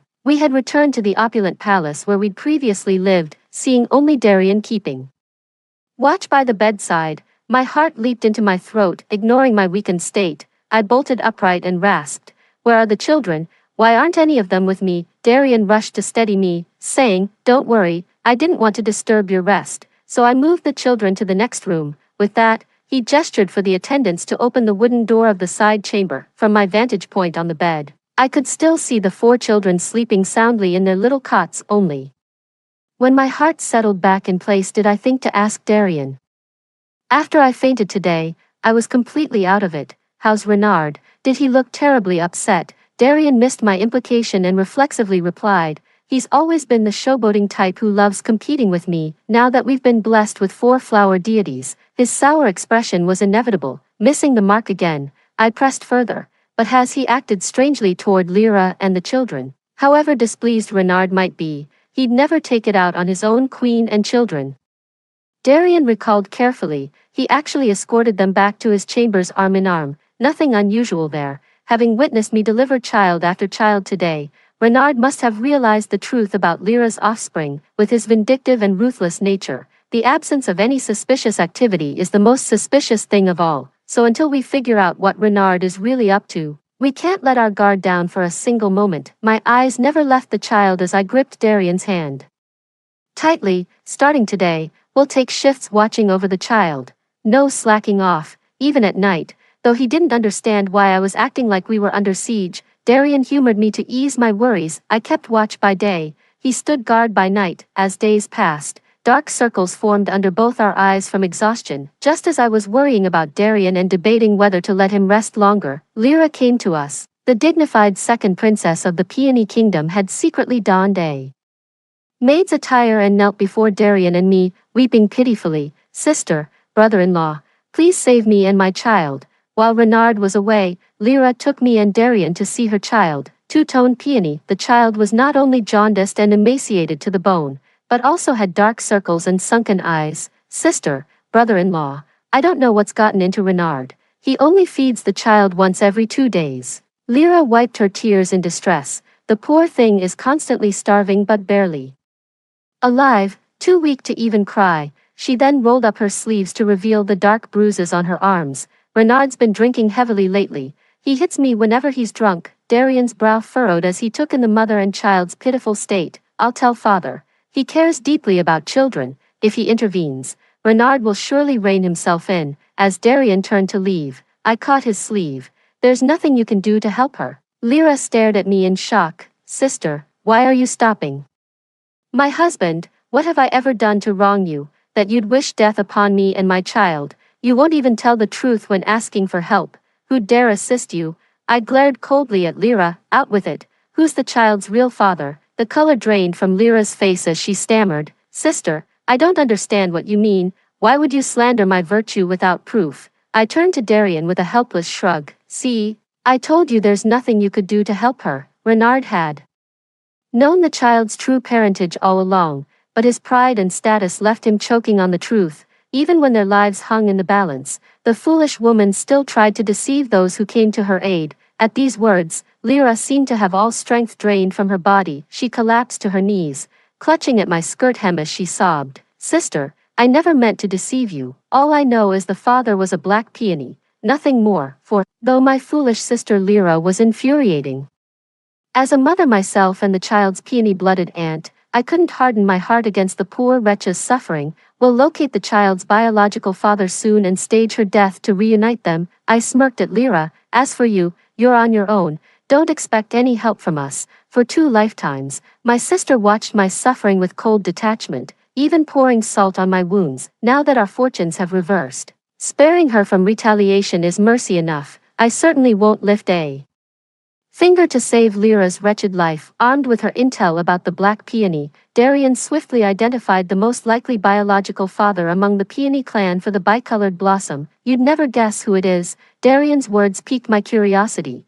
"Who is the bicolor peony's father?" He said solemnly. "The king's own brother." General Kale of the Peony clan. General Kale and Lyra only met once. This child was an impulsive accident. When he learned about the bicolor peony's existence, he was overjoyed and wanted to rescue the child from misery as soon as possible. We agreed that tonight I'd secretly bring the child to the cold palace, where his men would take over. As Darian and I waited outside Renard's chambers for Lyra to bring out the child, the infant's cries suddenly ceased within. The next moment, Lyra's horrified shriek of grief pierced through the entire Peony Palace. With the plan compromised, Darian had no choice but to retreat with me to our quarters at dawn the next day.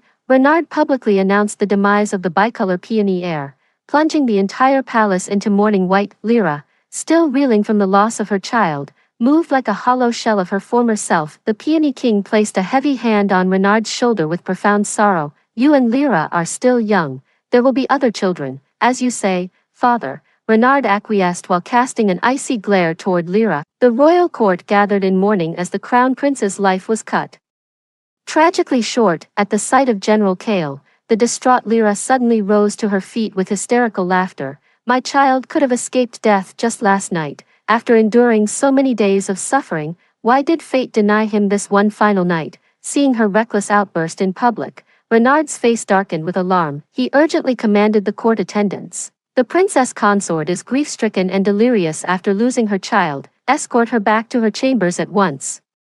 Little did they know, the grasping hands attempting to drag Lyra away only fueled her frenzy further. Renard, how long are you going to keep up this charade? You murdered that child with your own hands, yet here you are shedding crocodile tears at this sham memorial. Doesn't your own hypocrisy disgust you? The words exploded like thunder on a clear day. King Peony's face twisted in disbelief. Renard, you don't listen to Lyra's ravings, father. She's clearly lost her mind and spewing nonsense. Suppressing the murderous glint in his eyes, Renard feigned his usual doting concern as he reached to steady Lyra. Don't be afraid, let me take you to rest. Everything will seem better after some sleep. The Peony King and others exchanged uncertain glances, wondering if Lyra had truly lost her mind from grief. Only Darian, General Kale, and I shared a knowing look, the unspoken truth clear between us. Don't touch me, you vile, pathetic excuse of a man. Lyra wrenched her arm free, her voice raw with defiance.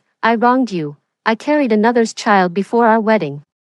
Even if I never took a lover, you'd still die without an heir of your own blood. Renard's fists clenched until the veins stood out on his neck. Under his murderous glare, Lyra pointed at him with hysterical laughter, her eyes rimmed red with tears. All brawn and no seed, the consumptive crown prince sired twin peonies with 4 blossoms, while you, barren as winter soil. In this life, Renard believed fate had dealt him a fresh hand. Only after changing wives did he realize the infertility issue lay with him, not me. Had it not been for his dread of hearing those familiar condemnations, a man of Renard's temperament would never have tolerated Lyra and those bicolor peonies for so long. After enduring this humiliation in silence, his carefully crafted noble image crumbled instantly when Lyra publicly exposed his sterility. Renard went berserk, strangling Lyra's neck. Stop spouting nonsense. Shut your damn mouth. Even struggling to breathe, Lyra forced out each word defiantly. You cowardly trash who only preys on the weak. Her eyes darted stiffly between Renard and me. A twisted, triumphant smile curled her lips. Whether I'm lying, sis knows best. Renard's sinister gaze locked onto me. Eudora, you've been reborn too. So you sisters conspired against me all along. Never imagined Lyra would go this mad.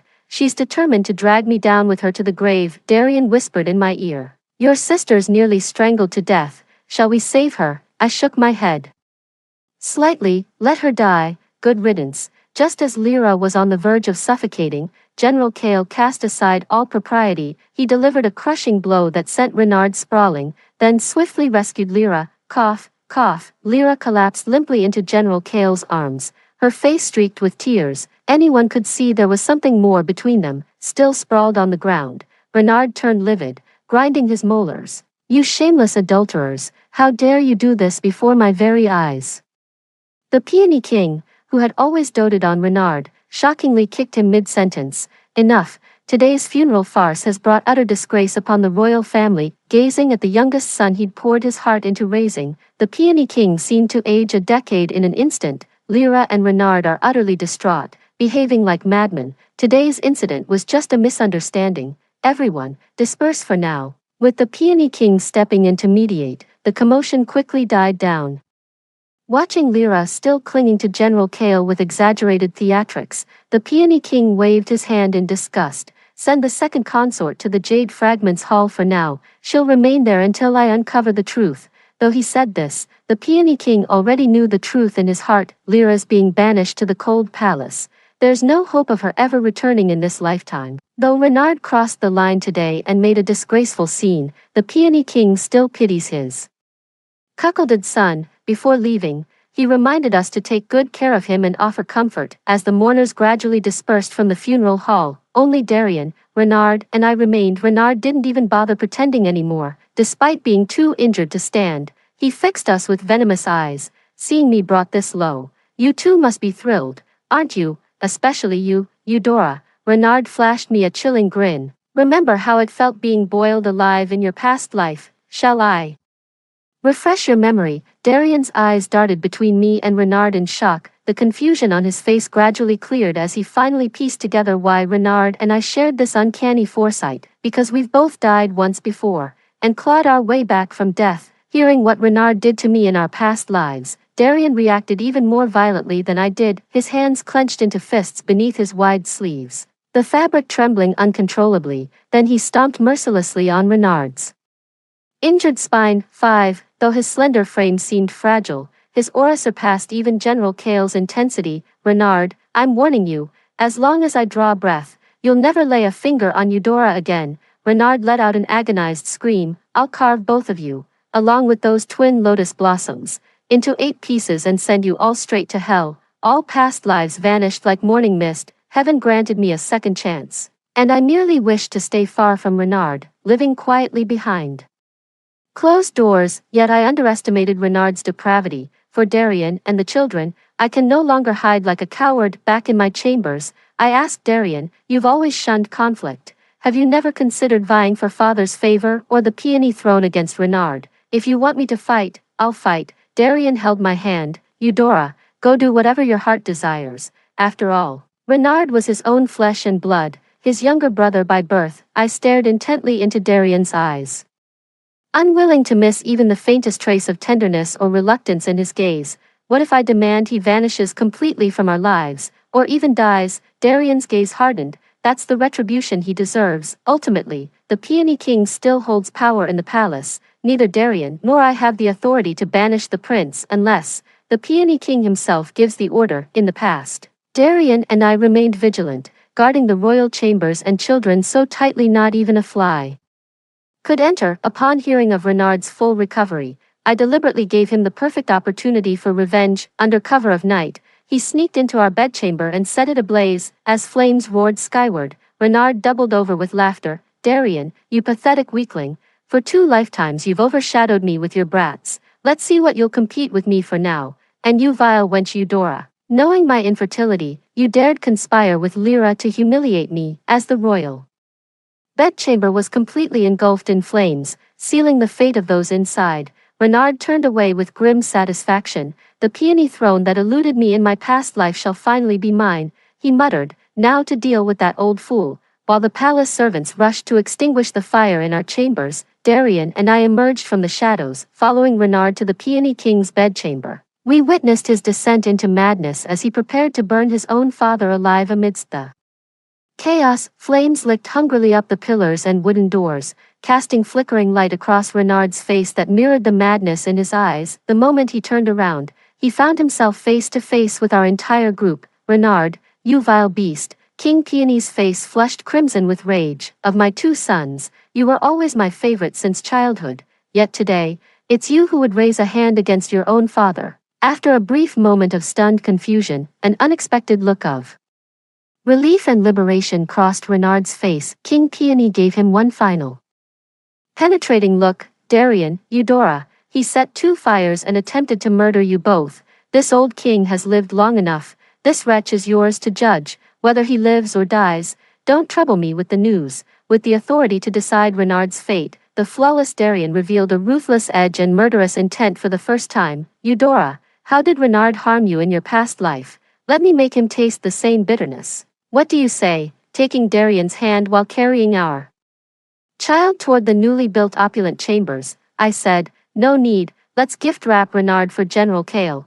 He's just lost his son. Renard isn't worth staining mine and Darian's hands. Since heaven gave me a second chance at life, I'm absolutely going for that brighter future. Story 2. After inheriting my parents' estate, I fled to a strange city to start a life of seclusion. My intention was to avoid those with ulterior motives from finding me, but unexpectedly, I encountered extreme weather and an apocalypse, with hordes of zombies emerging. At that point, I completely lie flat. After both of my parents passed away and I inherited their estate, I realized that people's kindness towards me was no longer pure. They expected something in return for their goodwill. As their demands became increasingly excessive, I decided to sell all my inheritance and fled one night. Looking at the over 400 million in my bank account, I figured I could never spend it all in my lifetime no matter how much I tried. With that in mind, in this unfamiliar city, I decided to start living the life I wanted. I bought the most secluded villa in a newly developed suburb. The moment the real estate agent opened the door for me, I decided to buy it because it had a basement as big as the ground floor,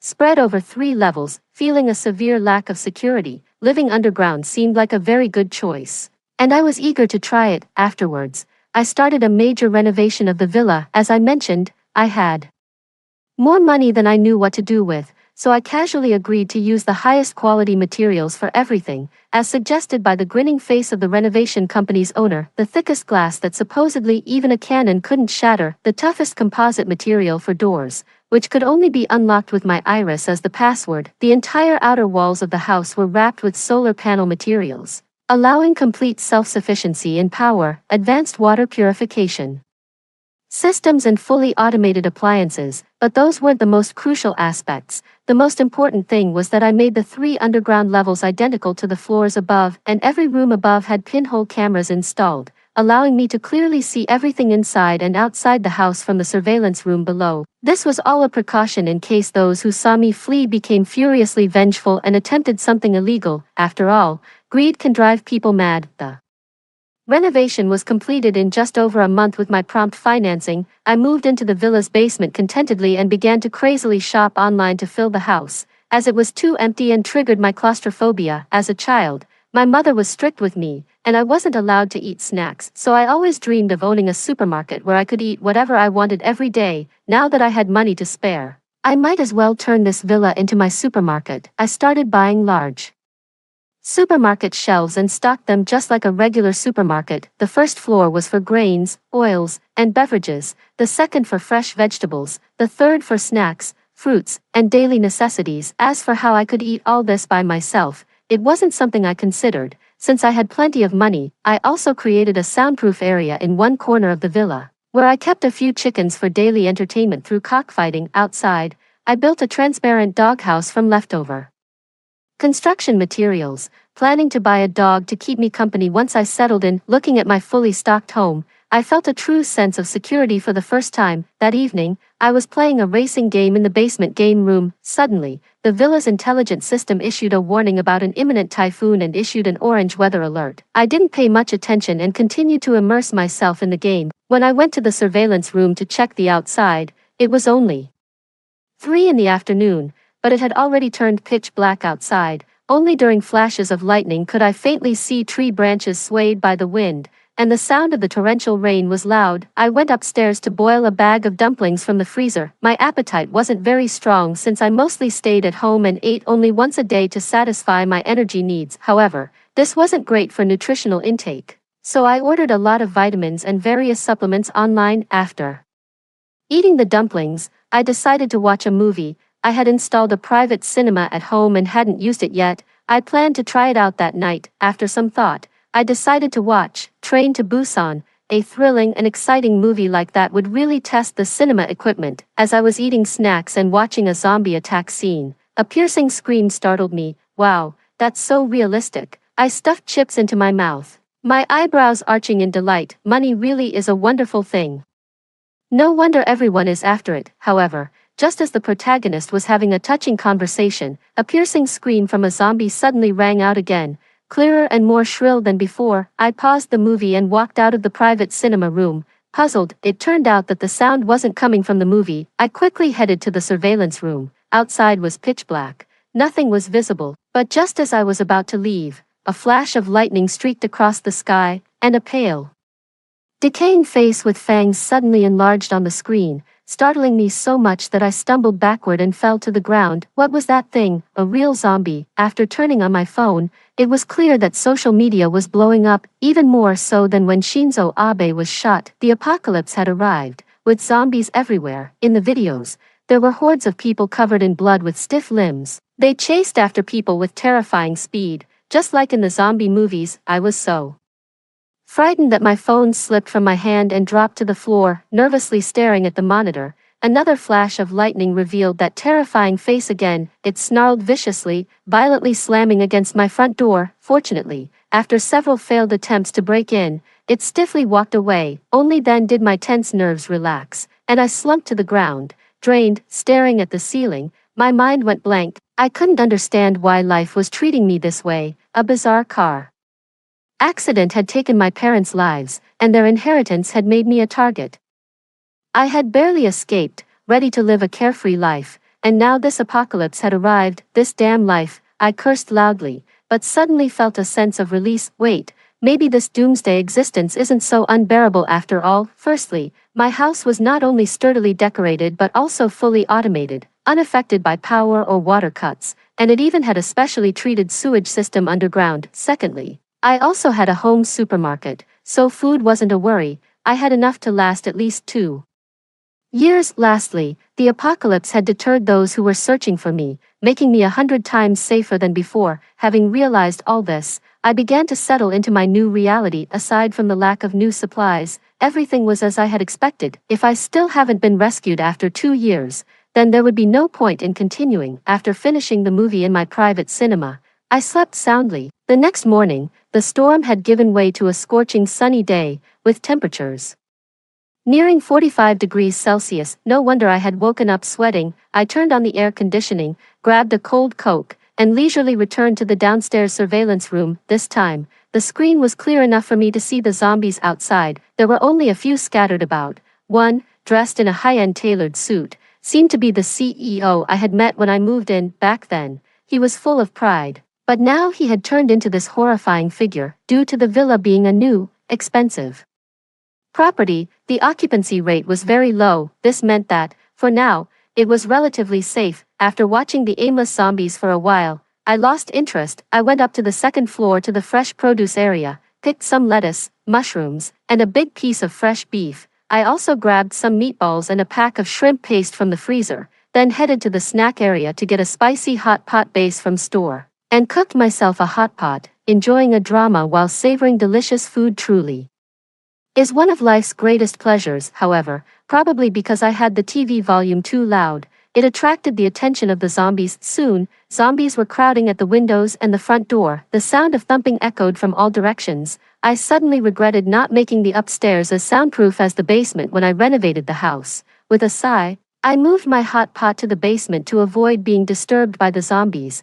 After enjoying my meal, I felt that making the basement as comfortable as the upstairs was a wise decision. Though the house was exceptionally sturdy, in these apocalyptic times, there was no guarantee that others wouldn't have advanced weapons. Protecting against zombies didn't mean I was safe from all threats. Caution was paramount. Because of this, I decided to make the upstairs look uninhabited. The basement had a secret door, with the switch cleverly hidden within a decorative item in the house. After entering, I could lock the door from the inside, making it impossible to open even if someone found the switch. As long as no one discovered this, living here was very safe. I moved the entire supermarket from upstairs to downstairs, which was exhausting. I could only move a little each day, and by the 20th day, I had finally moved everything. Since I already lived in the basement, no other significant changes were needed. I also moved my chickens downstairs. However, there was no designated chicken coop, so I used a spare room for them.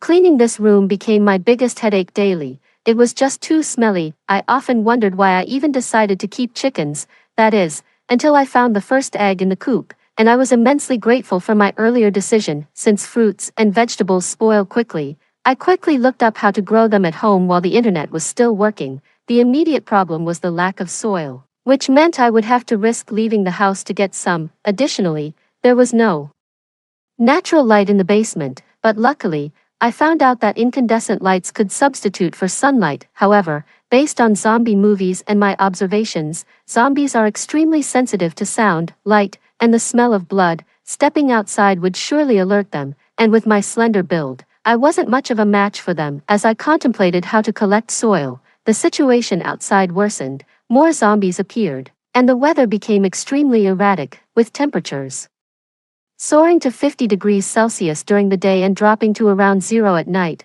Moreover, the power and water supply were cut off. Those without solar panels like mine couldn't use air conditioning even though I had enough power. I dared not use the air conditioner because its external unit made a loud noise when turned on, which could attract zombies and possibly malicious humans. The apocalypse was not an apocalypse for everyone. For some criminals, it was a time of revelry. Fortunately, staying in the basement kept the temperature relatively low, especially since it was 3 levels underground, making the indoor temperature quite bearable. Days were tolerable, and nights were comfortable with an electric blanket. The lack of soil remained my primary concern. What would I do once I ran out of fruits and vegetables? One morning, as I was about to check the news, I found out that the internet had finally gone down on the 32nd day of the zombie outbreak. It lasted quite long, I thought. Now, I could only spend my time playing single-player games in the gaming room. Since my neighborhood was in a suburban area with a very low occupancy rate,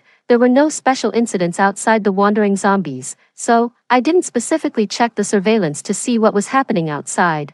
I just continued living quietly. On the 40th day of the outbreak, I still hadn't ventured out for soil, realizing I was quite afraid of dying, so I chose to give up. After eating a self-heating rice meal, I took a nap. Suddenly, I was awakened by a loud explosion, which made my heart feel like it was being gripped and painfully squeezed. I hurriedly shuffled to the surveillance room, and through the cameras, I saw 4 men in camouflage standing at the door. "Damn sturdy," one of them muttered, spitting on the ground and cursing loudly. I watched as he fetched what looked like another explosive from a jeep parked nearby and placed it beside the main door. They then retreated to a safer distance. After pressing the remote in my hand, a louder explosion burst near my ear. I felt a sudden dread in my heart, sensing something was off. Sure enough, the tallest among them cleared the smoke and happily announced to the others, "It's breached." As they entered and saw the luxurious interior, each of them grew more excited than the last. A short, chubby man blissfully stretched out on my expensive leather sofa and squinted his eyes,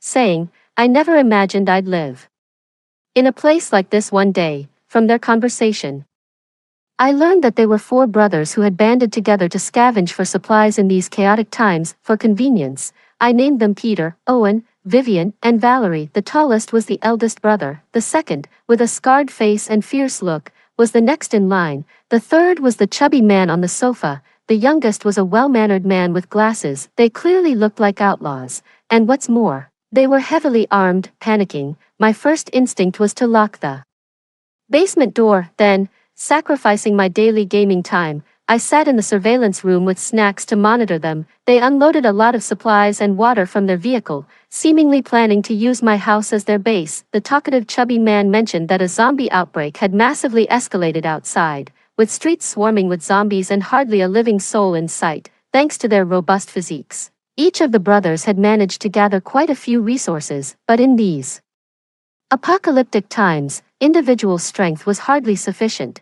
Many survivors in the city had formed small groups for mutual defense. They had raided a police station and found a large cache of weapons. Valerie, who had been a biochemical researcher, had even managed to create a significant amount of explosives. With their current capabilities, they were among the top groups in the city, but Peter remained cautious. He feared the envy of others. If multiple groups united against them, they wouldn't stand a chance against such overwhelming numbers, so caution was paramount. Thus, they found this secluded villa area. Most houses were unfinished, only a few were fully decorated. Valerie, undoubtedly the brains of the group, immediately noticed the solar panels installed on my house, which could provide its own power supply. In these times of extreme weather, having electricity meant the difference between life and death. Therefore, they decided to target my house. From their conversation, I also learned that zombies had no weak points except their heads. Only by destroying their brains could they be truly killed.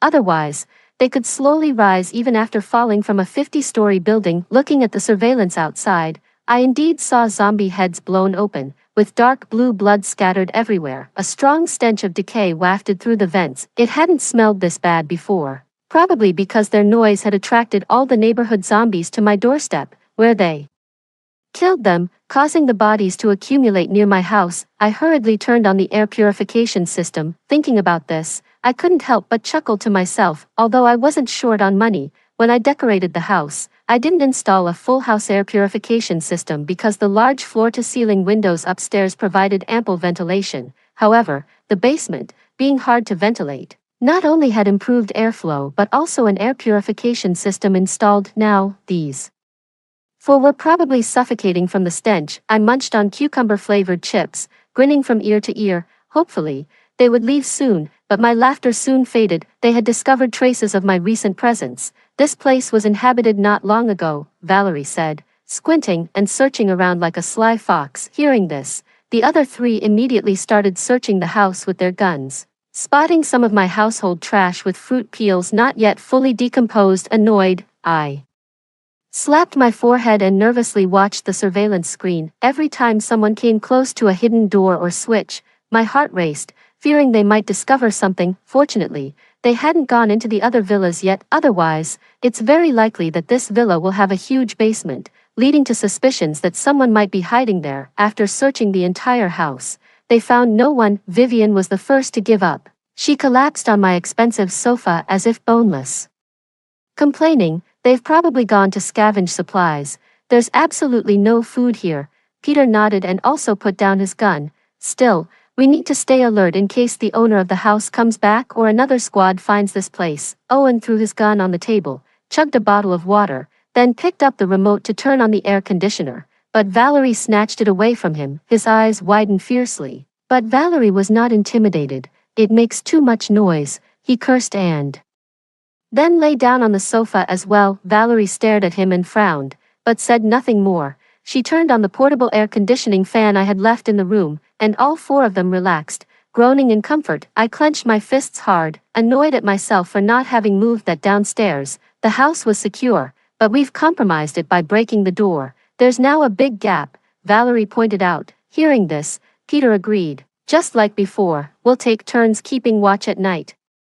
During the day, two will go out to scavenge." No one objected. Soon, thunderous snoring could be heard through the surveillance. Seeing they had stopped talking, I quickly turned the volume down to the lowest. I patted my chest, relieved that they hadn't discovered me. To soothe my anxious heart that had been on edge for hours, I decided to treat myself to a good meal that evening. I took out 2 small pieces of frozen pork and beef to thaw, and marinated them with barbecue seasoning. I also took out a bag of frozen chicken wings and a bag of frozen shrimp to make a barbecue meal. Normally, barbecue pairs with beer perfectly, but with 4 fierce-looking people upstairs, I settled for a can of Coke instead. 9. Although they no longer searched the house itself, focusing their attention outside, I was still uneasy, so I decided to move the blankets and pillows to the surveillance room to sleep on the floor. The night passed without incident. The next morning, after eating self-heating rice, Peter and Owen went out to scavenge for supplies. Vivian continued to sleep on the sofa,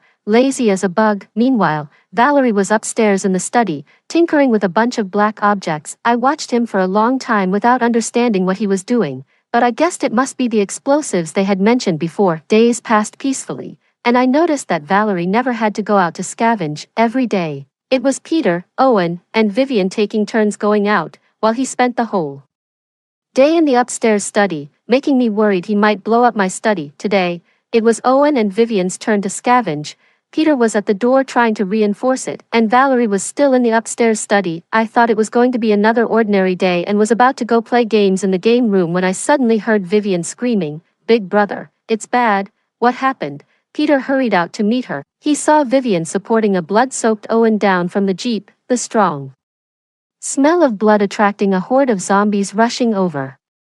Peter quickly pulled out his pistol and shot them in the head one by one, their bodies piling up in the yard, making the house smell even worse. While I was turning on the exhaust fan, Vivian had already helped Owen into the house. Owen's face was pale, half of his white t-shirt soaked in red with blood, his eyes half closed as he was about to go into shock. He hung limply on Vivian, making her look blood-drenched and terrifying. I immediately tensed up, my eyes glued to the screen, curious about what exactly had happened. After Peter helped Vivian lay Owen down on the sofa, Valerie came down from the second-floor staircase, his face tightened, his eyebrows slightly furrowed, looking very serious. Was he bitten by a zombie? His voice was cold, devoid of emotion. Hearing this, Peter's worried expression twisted into a frown. All eyes were fixed on Vivian. Vivian waved her hands frantically. No, no. He was shot by those rascals from Zone A.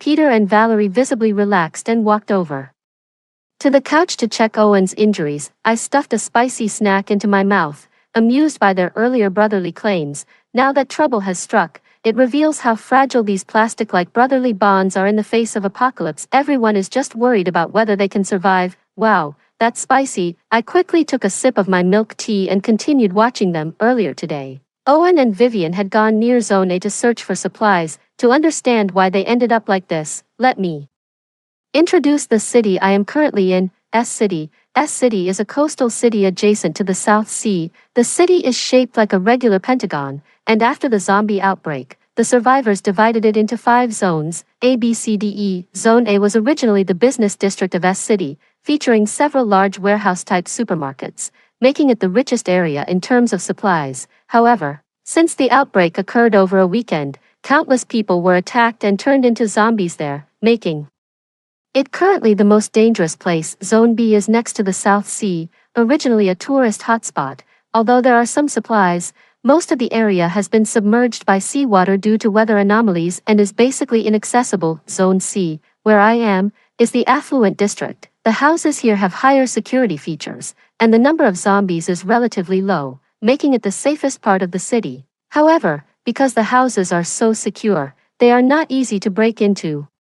Furthermore, many wealthy people are armed, so not many venture here for supplies unless they have no other choice. Zone D is the scientific research district of S-City, home to various biochemical research institutions well known nationwide. It is currently under government control, and research is being conducted on how to eliminate the zombies. Zone E is the impoverished district of S-City. This area now has the scarcest resources and a significant number of zombies. The zombie outbreak was sudden. The sky turned pitch black, and most people outside turned into fodder for the zombies. Those who stayed at home didn't have much stored up, and after about 10 to 15 days, their supplies were almost exhausted, forcing them to risk searching for food. At this time, physical fitness became the most critical survival condition. Many strong individuals like Peter, Owen, Vivian, and Valerie firmly took the initiative, while those who were not strong enough, besides Zone B, the other zones have many such spontaneously formed squads occupying strategic positions, especially in Zone A. Because of the large warehouse-type supermarkets, many people's first reaction was to rush there, making it initially the most crowded. After more than 2 weeks of chaos, 3 teams remain there. One of the teams is led by a man known as Big Back, always seen with slicked back hair and wearing black sunglasses. Before the apocalypse, he was a notorious underground casino boss in S-City, with a large arsenal of lethal weapons. Thus, his team is the strongest among the 3, consisting of more than 20 people. Unexpectedly, today Owen and Vivian tried their luck on the edge of Zone A and ran straight into the squad led by Big Back. As soon as they encountered each other, Big Back didn't hesitate to shoot at them. Owen and Vivian had to run back, but Big Back's team, being larger in number, soon surrounded them. If they hadn't had prior contact with Big Back, they probably would have been thrown into the zombie crowd right away. Brother, Big Back wants us to hand over the soil, said Vivian, her head lowered and voice faint. I turned the volume up to the maximum just to barely hear what she said. Soil? What soil? Curious, I widened my eyes, and the spicy snack in my hand lost its appeal. At the mention of soil, Peter's face suddenly changed, and a gloom seemed to envelop him. Valerie, on the other hand, appeared calm, as if she had anticipated everything, leisurely standing aside with her arms crossed, watching the drama unfold. Did you agree? Peter's voice was tight. It felt as if a foul rag was stuck in his throat, making his tone both choked and harsh as he spoke. Vivian seemed even more bewildered, lowering her head like a child and softly murmuring an acknowledgement. After a long pause, Valerie scoffed with a humph and moved aside to drink some water. Otherwise, it wouldn't have been just a simple gunshot at my brother. It's very likely we wouldn't have made it back at all. Peter, shedding his previously warm and loyal demeanor, turned icy. Since you've agreed, you shouldn't have come back alone, right? Just as he finished speaking, I saw through the surveillance monitor at the gate as another jeep drove in, and 3 people got out. Among them, the man with a slicked-back hairstyle and dark sunglasses was probably the slick-back they kept mentioning, since Peter has already guessed it. There's no need for me to waste more words. Damn, this is just like a real-life gangster movie. My interest piqued. I hooked over a snack tray nearby with my foot, opened a pack of pickled chicken feet, and started munching while watching them start to brawl. He had already firmly rejected Slickback, indicating that this turf was extremely important to everyone involved. Slickback really had guts, showing up with only 2 people to start a fight, but the weapons they carried were clearly much superior to Peter's. I watched as Peter, Vivian, and Valerie shot towards the door while retreating to the 2nd floor. Slickback and his men seized the opportunity to try to break into the house. Oh my god, a gunfight right before my eyes. How thrilling, but my excitement didn't last long, as I soon faced another tragedy. Because Slickback's weapons were significantly stronger, they quickly broke into the house. At that moment, I realized Peter was covered in blood. He must have been shot at some point. I didn't expect him to be so decisive, not even caring if the house would collapse, directly igniting the explosives Valerie had prepared in the 2nd floor study and hurling them towards Slickback and his men.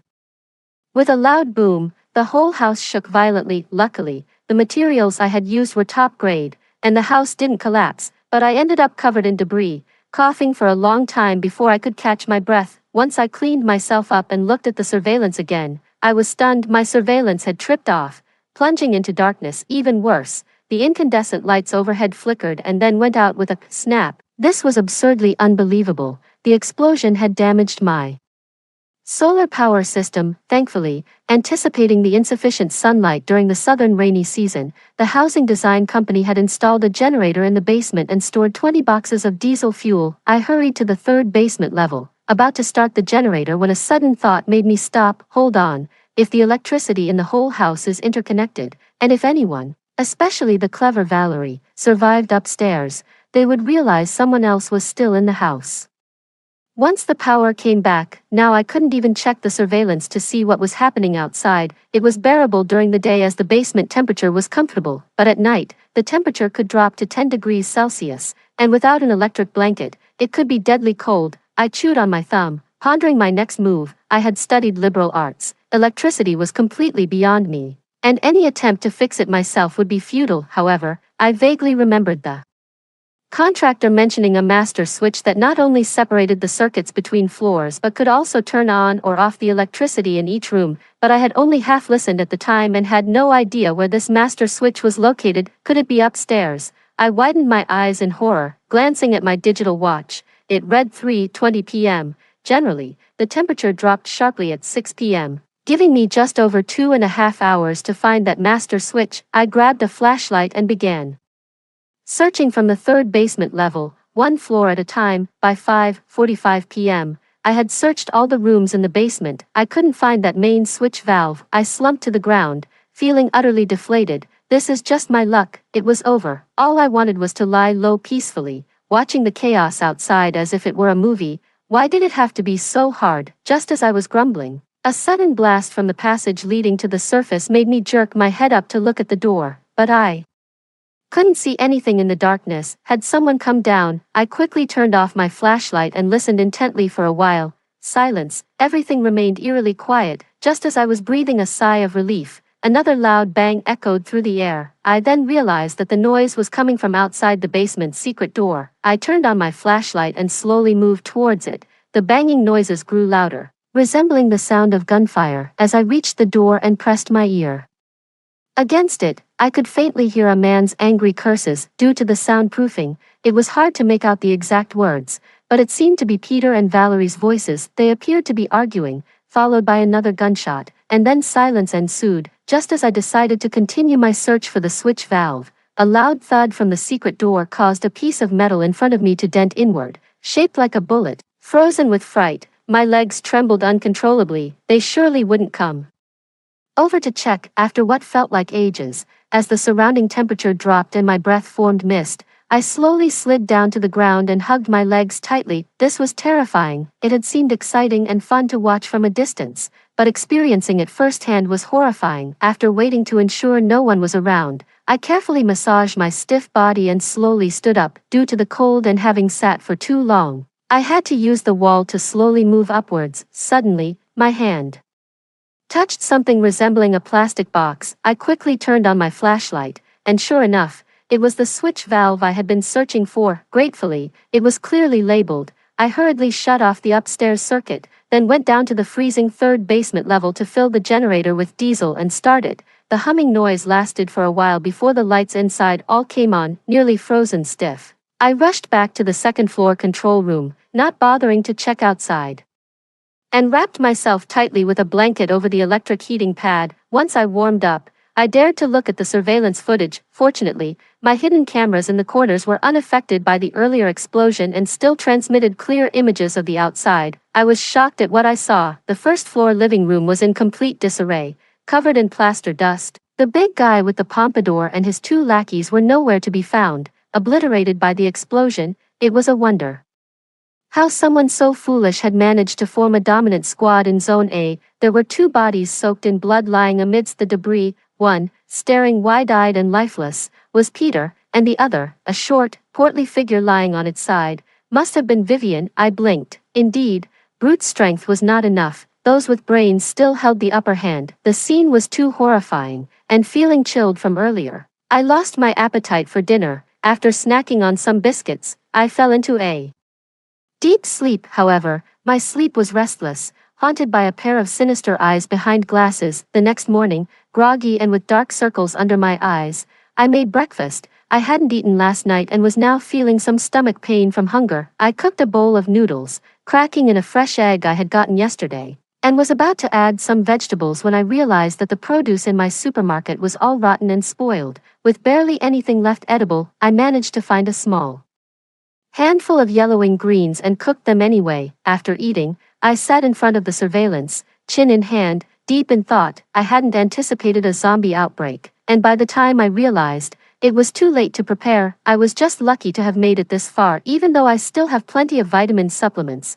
I know that if I continue without eating fresh vegetables and fruits, my body will eventually start having problems. We still need soil. I glanced at the surveillance screen, resting my chin on my hand. The front gate had been blown apart, and with a strong stench of blood lingering inside, several zombies were feasting on Peter and Vivian's bodies, which were now barely recognizable as human. Fortunately, there were no zombies at the entrance. If I could somehow divert the zombies' attention from the bodies for a bit longer, would I be able to go out and find some soil? Just as I was contemplating how to attract the zombies' attention, the sound of car engines suddenly came from the door. In a whoosh, 3 jeeps appeared.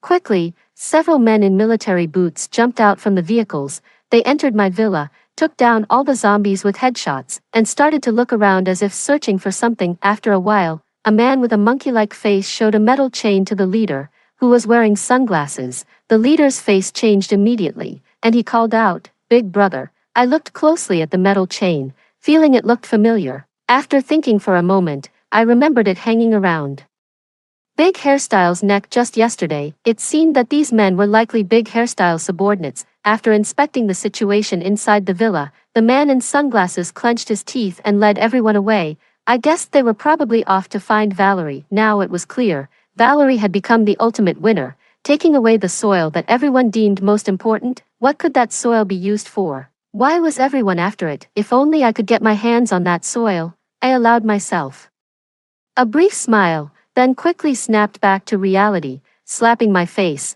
Licking blood off the knife's edge is too risky, better not daydream. Unexpectedly, not long after, the soil actually made its way to me. It was early morning, and I was nibbling on a small bread. Today marked the 103rd day since the zombie outbreak. Many foods in the supermarket had expired, and it had been a long time since I had fresh vegetables or fruits. The only experience I had with vegetables was when eating self-heating hot pots, which was really depressing. My heart was dead, but not my appetite. Still craving those fruits and vegetables, quite frightful indeed. Suddenly, the bread in my mouth didn't taste good anymore, but I had to eat, or I'd be hungry. Cough, cough, cough.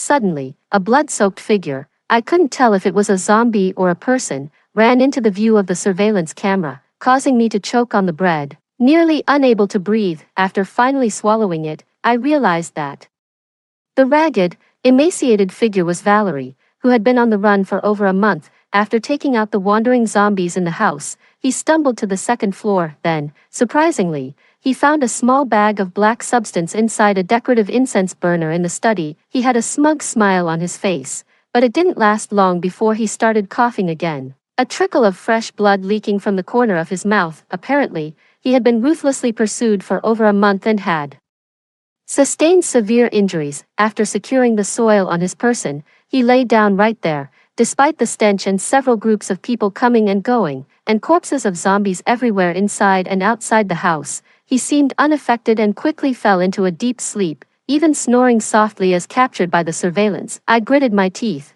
I hadn't noticed before while watching the surveillance that the soil had always been inside this house. Otherwise, while they were away, it could have been easily mine. Patting my stomach, which hadn't tasted vegetables or fruits for over a month, I silently mourned for a minute. It's been tough, my dear, but seeing the fresh zombie corpses scattered across the first and second floors of the villa, I reconsidered. Even if I had known, I probably wouldn't have dared to fetch it since I didn't have lethal weapons like they did. I didn't want to keep watching Valerie sleep. It was too hot, so I went to the large bathtub on the second basement level and filled it with water for a good soak. Seeing Valerie's disheveled appearance, it seemed that water resources were also scarce outside. Fortunately, the weather was unpredictable, with thunderstorms occurring every day. However, observing the water flowing into the sewers, I'm not sure why, but the water had a slight red tint, indicating it likely wasn't fit for direct use as drinking water. If it weren't for the state-of-the-art water purification system I installed, I wouldn't dare to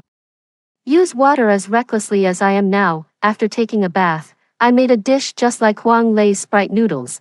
It was refreshing, cut through the grease, and stimulated the appetite. Sadly, it lacked some cucumber strips. I don't know if Valerie smelled it or what, but as I was enjoying my meal, I suddenly heard his stomach growling. He fumbled in a small bag on his back for a while and pulled out an energy bar, with no water. He just ate it dry. I felt thirsty just watching him. Valerie truly is a genius. I thought he only knew about explosives, but that afternoon, I saw him dismantle a damaged solar panel outside, tinker with it, and then connect it to the air conditioning cable in the study. He actually got the air conditioner working. I checked the weather on the smart system, and the outdoor temperature had already reached a scorching 55 degrees Celsius. Taking advantage of the air conditioning he activated, I quickly turned on the basement's air conditioner too, so the sound of the external unit wouldn't give me away. Oh, life with air conditioning is bliss. Just like that, Valerie ended up staying upstairs. He was seriously injured and had difficulty moving around. Every day when it rained,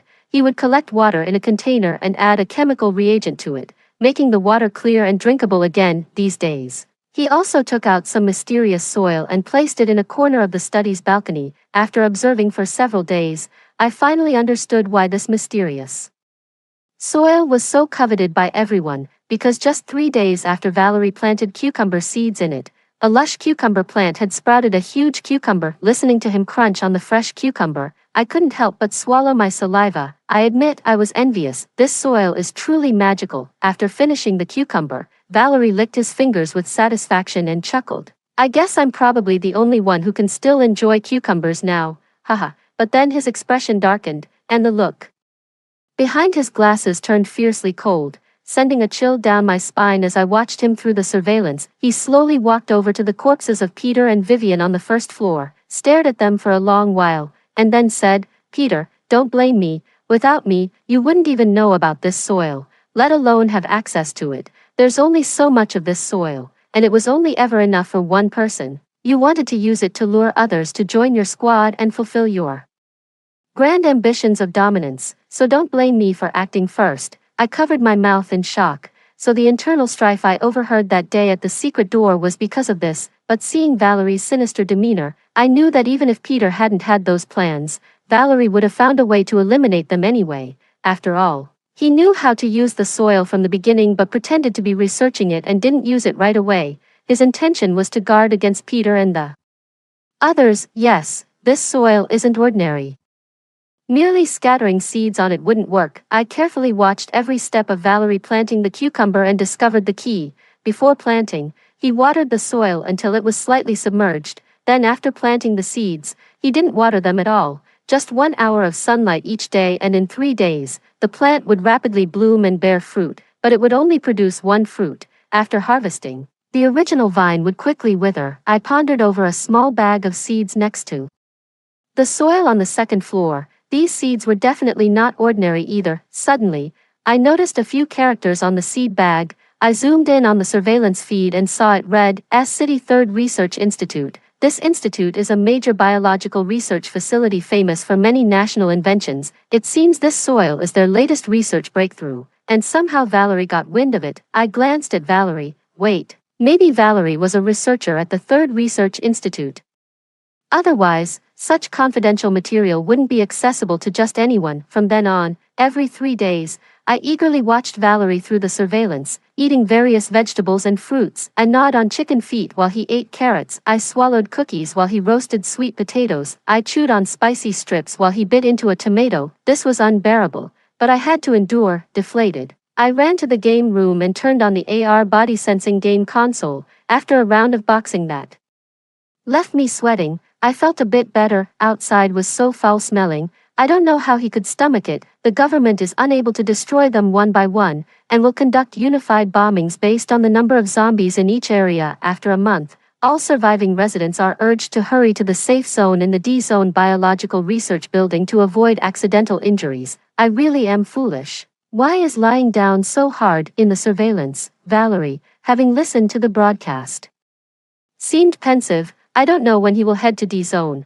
but I need him to leave before I can figure out how to get there myself. I don't think my house can really withstand a cannonball. After all, my roof isn't made of the bomb-proof glass. While I was thinking this, Valerie also looked up at the roof, and then his expression darkened again, his mouth twitching slightly as if annoyed. Doesn't he want to go to the safe zone? I touched my chin. That's right, the safe zone is set up in the Biological Research Building, which is exactly where the 3rd Research Institute is located. If he goes, his cover would definitely be blown, but if he doesn't go, both of us will end up being bombed here. Every day thereafter, I was so anxious I could neither eat nor drink, praying every day for Valerie to leave so that I could set off earlier. But Valerie wandered around the villa every day, looking here and touching there, showing no signs of leaving. Just when I was extremely anxious, I saw Valerie dismantling my doghouse in the yard one day. The doghouse was built from leftover construction materials. The builder asked me what I wanted to do with these scrap materials,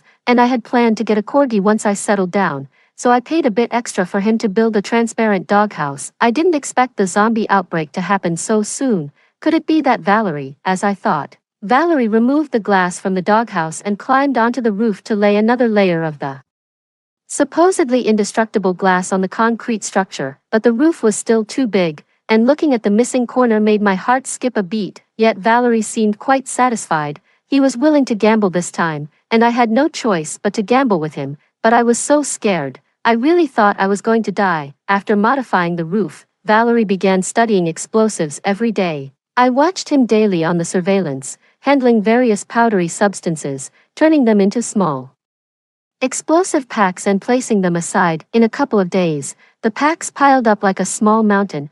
Finally satisfied, he clapped his hands, ate a tomato, then packed the explosives into a large bag and carried them downstairs. He then casually cleaned up the rotting zombie corpses in the yard and picked a spot to start burying the explosives. By the time everything was set up, he was drenched in sweat almost to the point of dehydration. I looked at the weather system. The outdoor temperature was 57 degrees Celsius.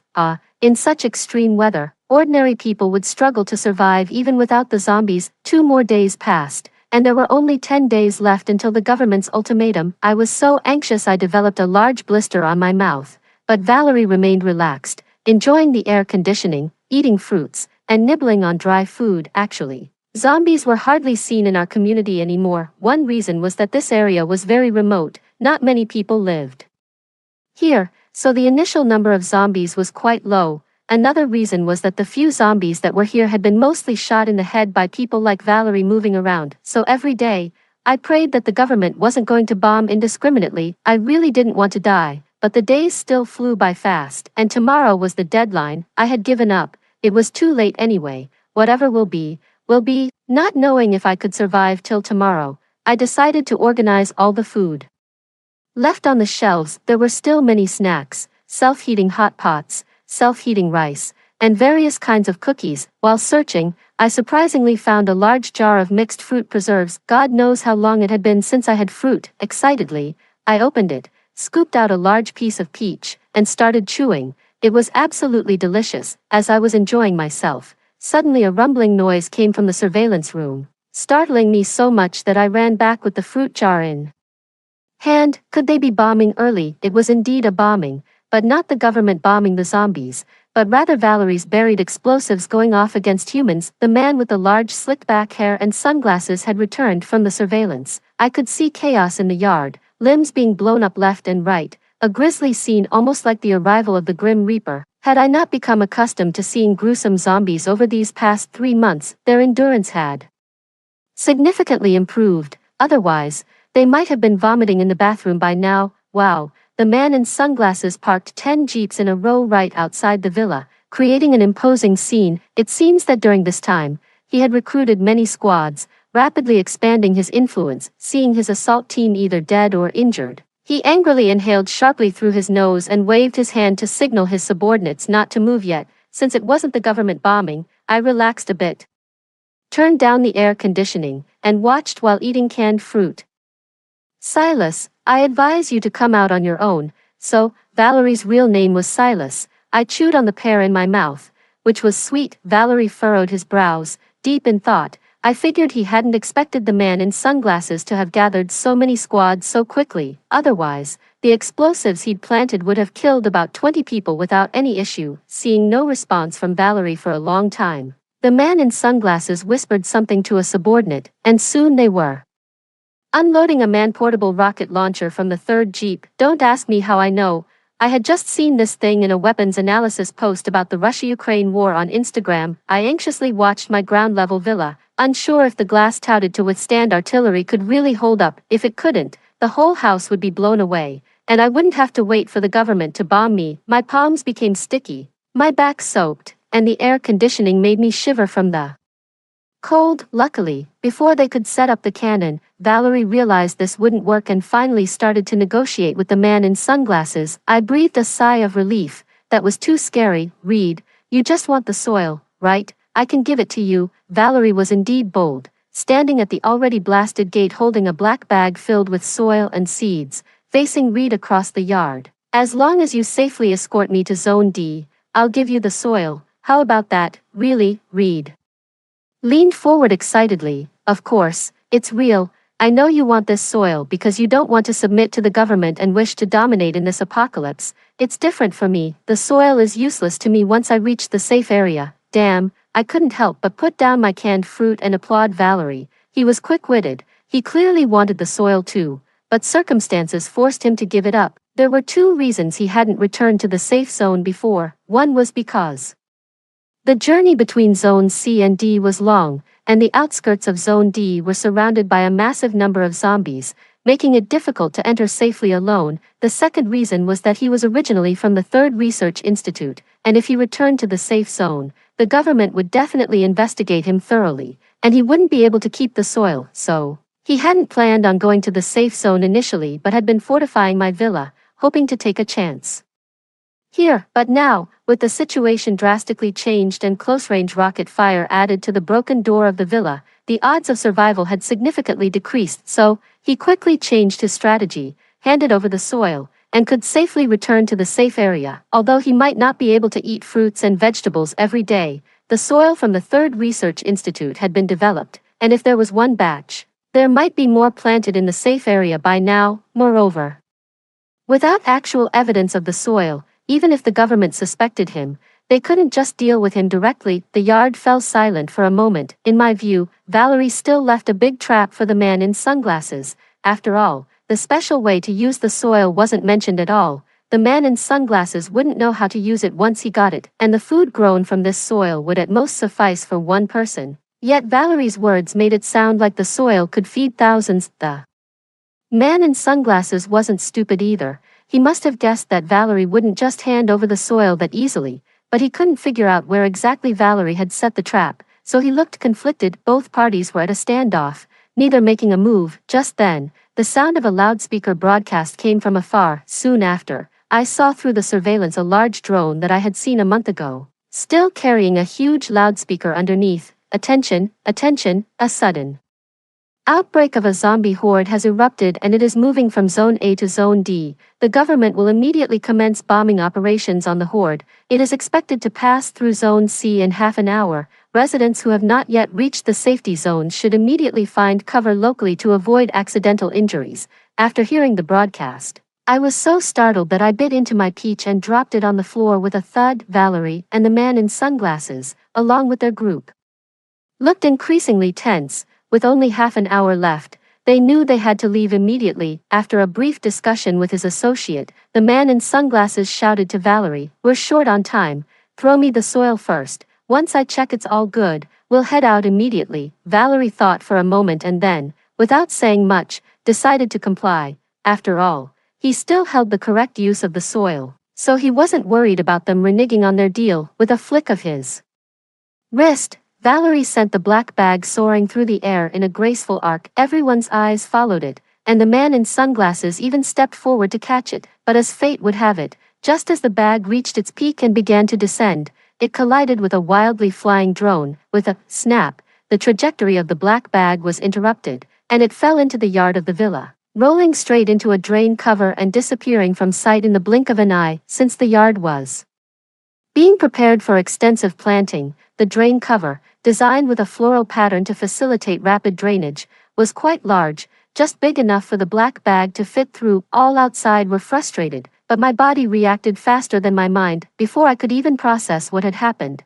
I had already opened the lid to the sewage connector. Due to the high outdoor temperature, there was hardly any water in the sewage, just some dust settling down. Could it have gotten stuck halfway? Just as I was about to look down into the pipe, a black bag hit me on the head with a thud. My heart raced, and my hands trembled uncontrollably. Was I really that lucky? Trembling, I took the black bag down and gently opened it to find, indeed, a bag of black soil with a small plastic bag inside full of numerous seeds. My goodness, fortune really favored me today. I jumped around excitedly for a while before calming down. It wasn't time to celebrate yet. The area was about to be bombed, and I needed to survive this ordeal first. I hurried back to the control room, where chaos had erupted outside. The man in sunglasses, having not received the soil, was furious and decided not to take Valerie to the safety zone. Valerie, however, saw it as an accident, not his fault. Desperate and running out of time, Valerie knew he couldn't make it to the safety zone on his own in such a short time. He could only promise to find another bag of soil in the safety zone to compensate the man in sunglasses for his loss. But the man in sunglasses wasn't easily fooled. He kicked Valerie aside, waved his hand, and his group quickly got into their jeeps and drove away. Valerie could only watch helplessly as they drove off. He angrily pounded the ground, his face a picture of frustration. I nervously clutched the black bag in my hands. The drone had already flown away, and looking at the time, I realized that there were only about 10 minutes left before this area would be heavily bombed. Valerie, not giving up hope, kept staring into the drain cover for a long time before dejectedly returning to the villa, slumping over in the study, lost in thought. Time ticked by rapidly. Suddenly, a loud explosion echoed from afar, followed by the horrific, piercing screeches of the ongoing bombing. The ground trembled slightly beneath. I wrapped myself tightly in a blanket, eyes wide open, staring at the surveillance screen. It was still hard to see anything, but Valerie, looking grave, ran downstairs and stood by the front door. Peering outside, the screeching and explosions grew louder, the ground shaking more intense. Finally, the surveillance screen faintly revealed a corner of the zombie horde, a mass of zombies advancing towards us. Their faces were pale and ghastly, with bits of torn cloth hanging from their bodies, and their faces twisted into terrifying, monstrous snarls. Occasional shells exploded among the zombie crowd, but due to their vast numbers and lack of pain sensation, the explosion seemed merely to stir them further. The scene before us was a vast, overwhelming swarm. Zombies were rapidly closing in on us. The recent explosion at the entrance had left several dismembered corpses, and the intense smell of blood instantly attracted their attention. sending them into a frenzy. I swear, I've never seen so many zombies charging at me in my life. Valerie was so terrified that she quickly ran back upstairs, her legs shaking like springs. It was clear she was truly frightened. The zombies were tearing frenziedly in the yard, some even breaking through the damaged door into the villa. The ordinary doors inside the villa were no match for the zombies, and soon enough, following the scent, they invaded the study. Valerie, armed with a gun, was ready for them. Initially, he managed to shoot a few, but as the noise grew louder, more zombies were attracted, and within minutes, he was overwhelmed. A zombie bit his hand, and amid his piercing screams, another clamped onto his neck. A profusion of blood spilled as countless zombies closed in. Soon, Valerie was no longer visible in the chaos, only the dense, ferocious mob of zombies snarling and howling. Boom, a shell landed in the yard. Boom, another hit the roof. I watched the monitor in horror. Thankfully, the renovation company hadn't skimped. The glass was indeed shrapnel-proof. Only a bit of dust fell from the roof, which remained intact for the moment. Boom, but the government was relentless, dropping another shell directly onto a weak spot in the roof. The explosion tore through the roof, and the entire structure was blasted open. The villa began to shake violently, starting a massive collapse from the third floor. The monitor went completely dark, leaving nothing visible. I covered my head with the blanket, clutching the black bag in my arms and praying silently. This soil just mysteriously ended up with me. With such luck, I must survive this. The sound of explosions seemed right next to my ear, and I held myself tightly, unsure how long I waited. It felt like a moment, yet also like a century. Gradually, the booming sound ceased, and the zombies' howls faded away. I cautiously peeked out from under the blanket. The bright lights were still quietly glowing. It seems I had won my gamble. Excited, I crawled out from under the blanket and ran through all 3 levels of the basement. Electricity was still on, and water was available, apparently, when the villa above collapsed. The tough glass had piled above the basement, shielding it from the bombardment, so, apart from no longer being able to monitor the outside, my life in this small space was unaffected. I looked down at the black bag tightly held in my hand and smiled slightly. Now, I could eat fresh vegetables and fruits every 3 days, which was simply perfect. I planted cucumber seeds just like Valerie had shown me. 3 days later, I made a dish of Sprite cold noodles with cucumber, taught by Chef Wang Lei, and it tasted incredibly better with the fresh cucumber. Another 3 days, and I enjoyed scrambled eggs with tomatoes. Lately, my chickens were laying more eggs. Then I had green beans, strawberries, potatoes, sweet potatoes. I never imagined the variety of vegetables and fruits in that seed bag, which greatly satisfied my food cravings. I'm not sure about the situation outside, but each day I play games, read books, take baths, run, and cook delicious food. I'm incredibly happy. I believe that when the drones next fly over with loudspeakers, it will mark humanity's triumph over this catastrophe, and I'm sure I'll survive until then. But enough of that. I'm off to enjoy some barbecue, lettuce wraps with meat and beer. Absolutely perfect.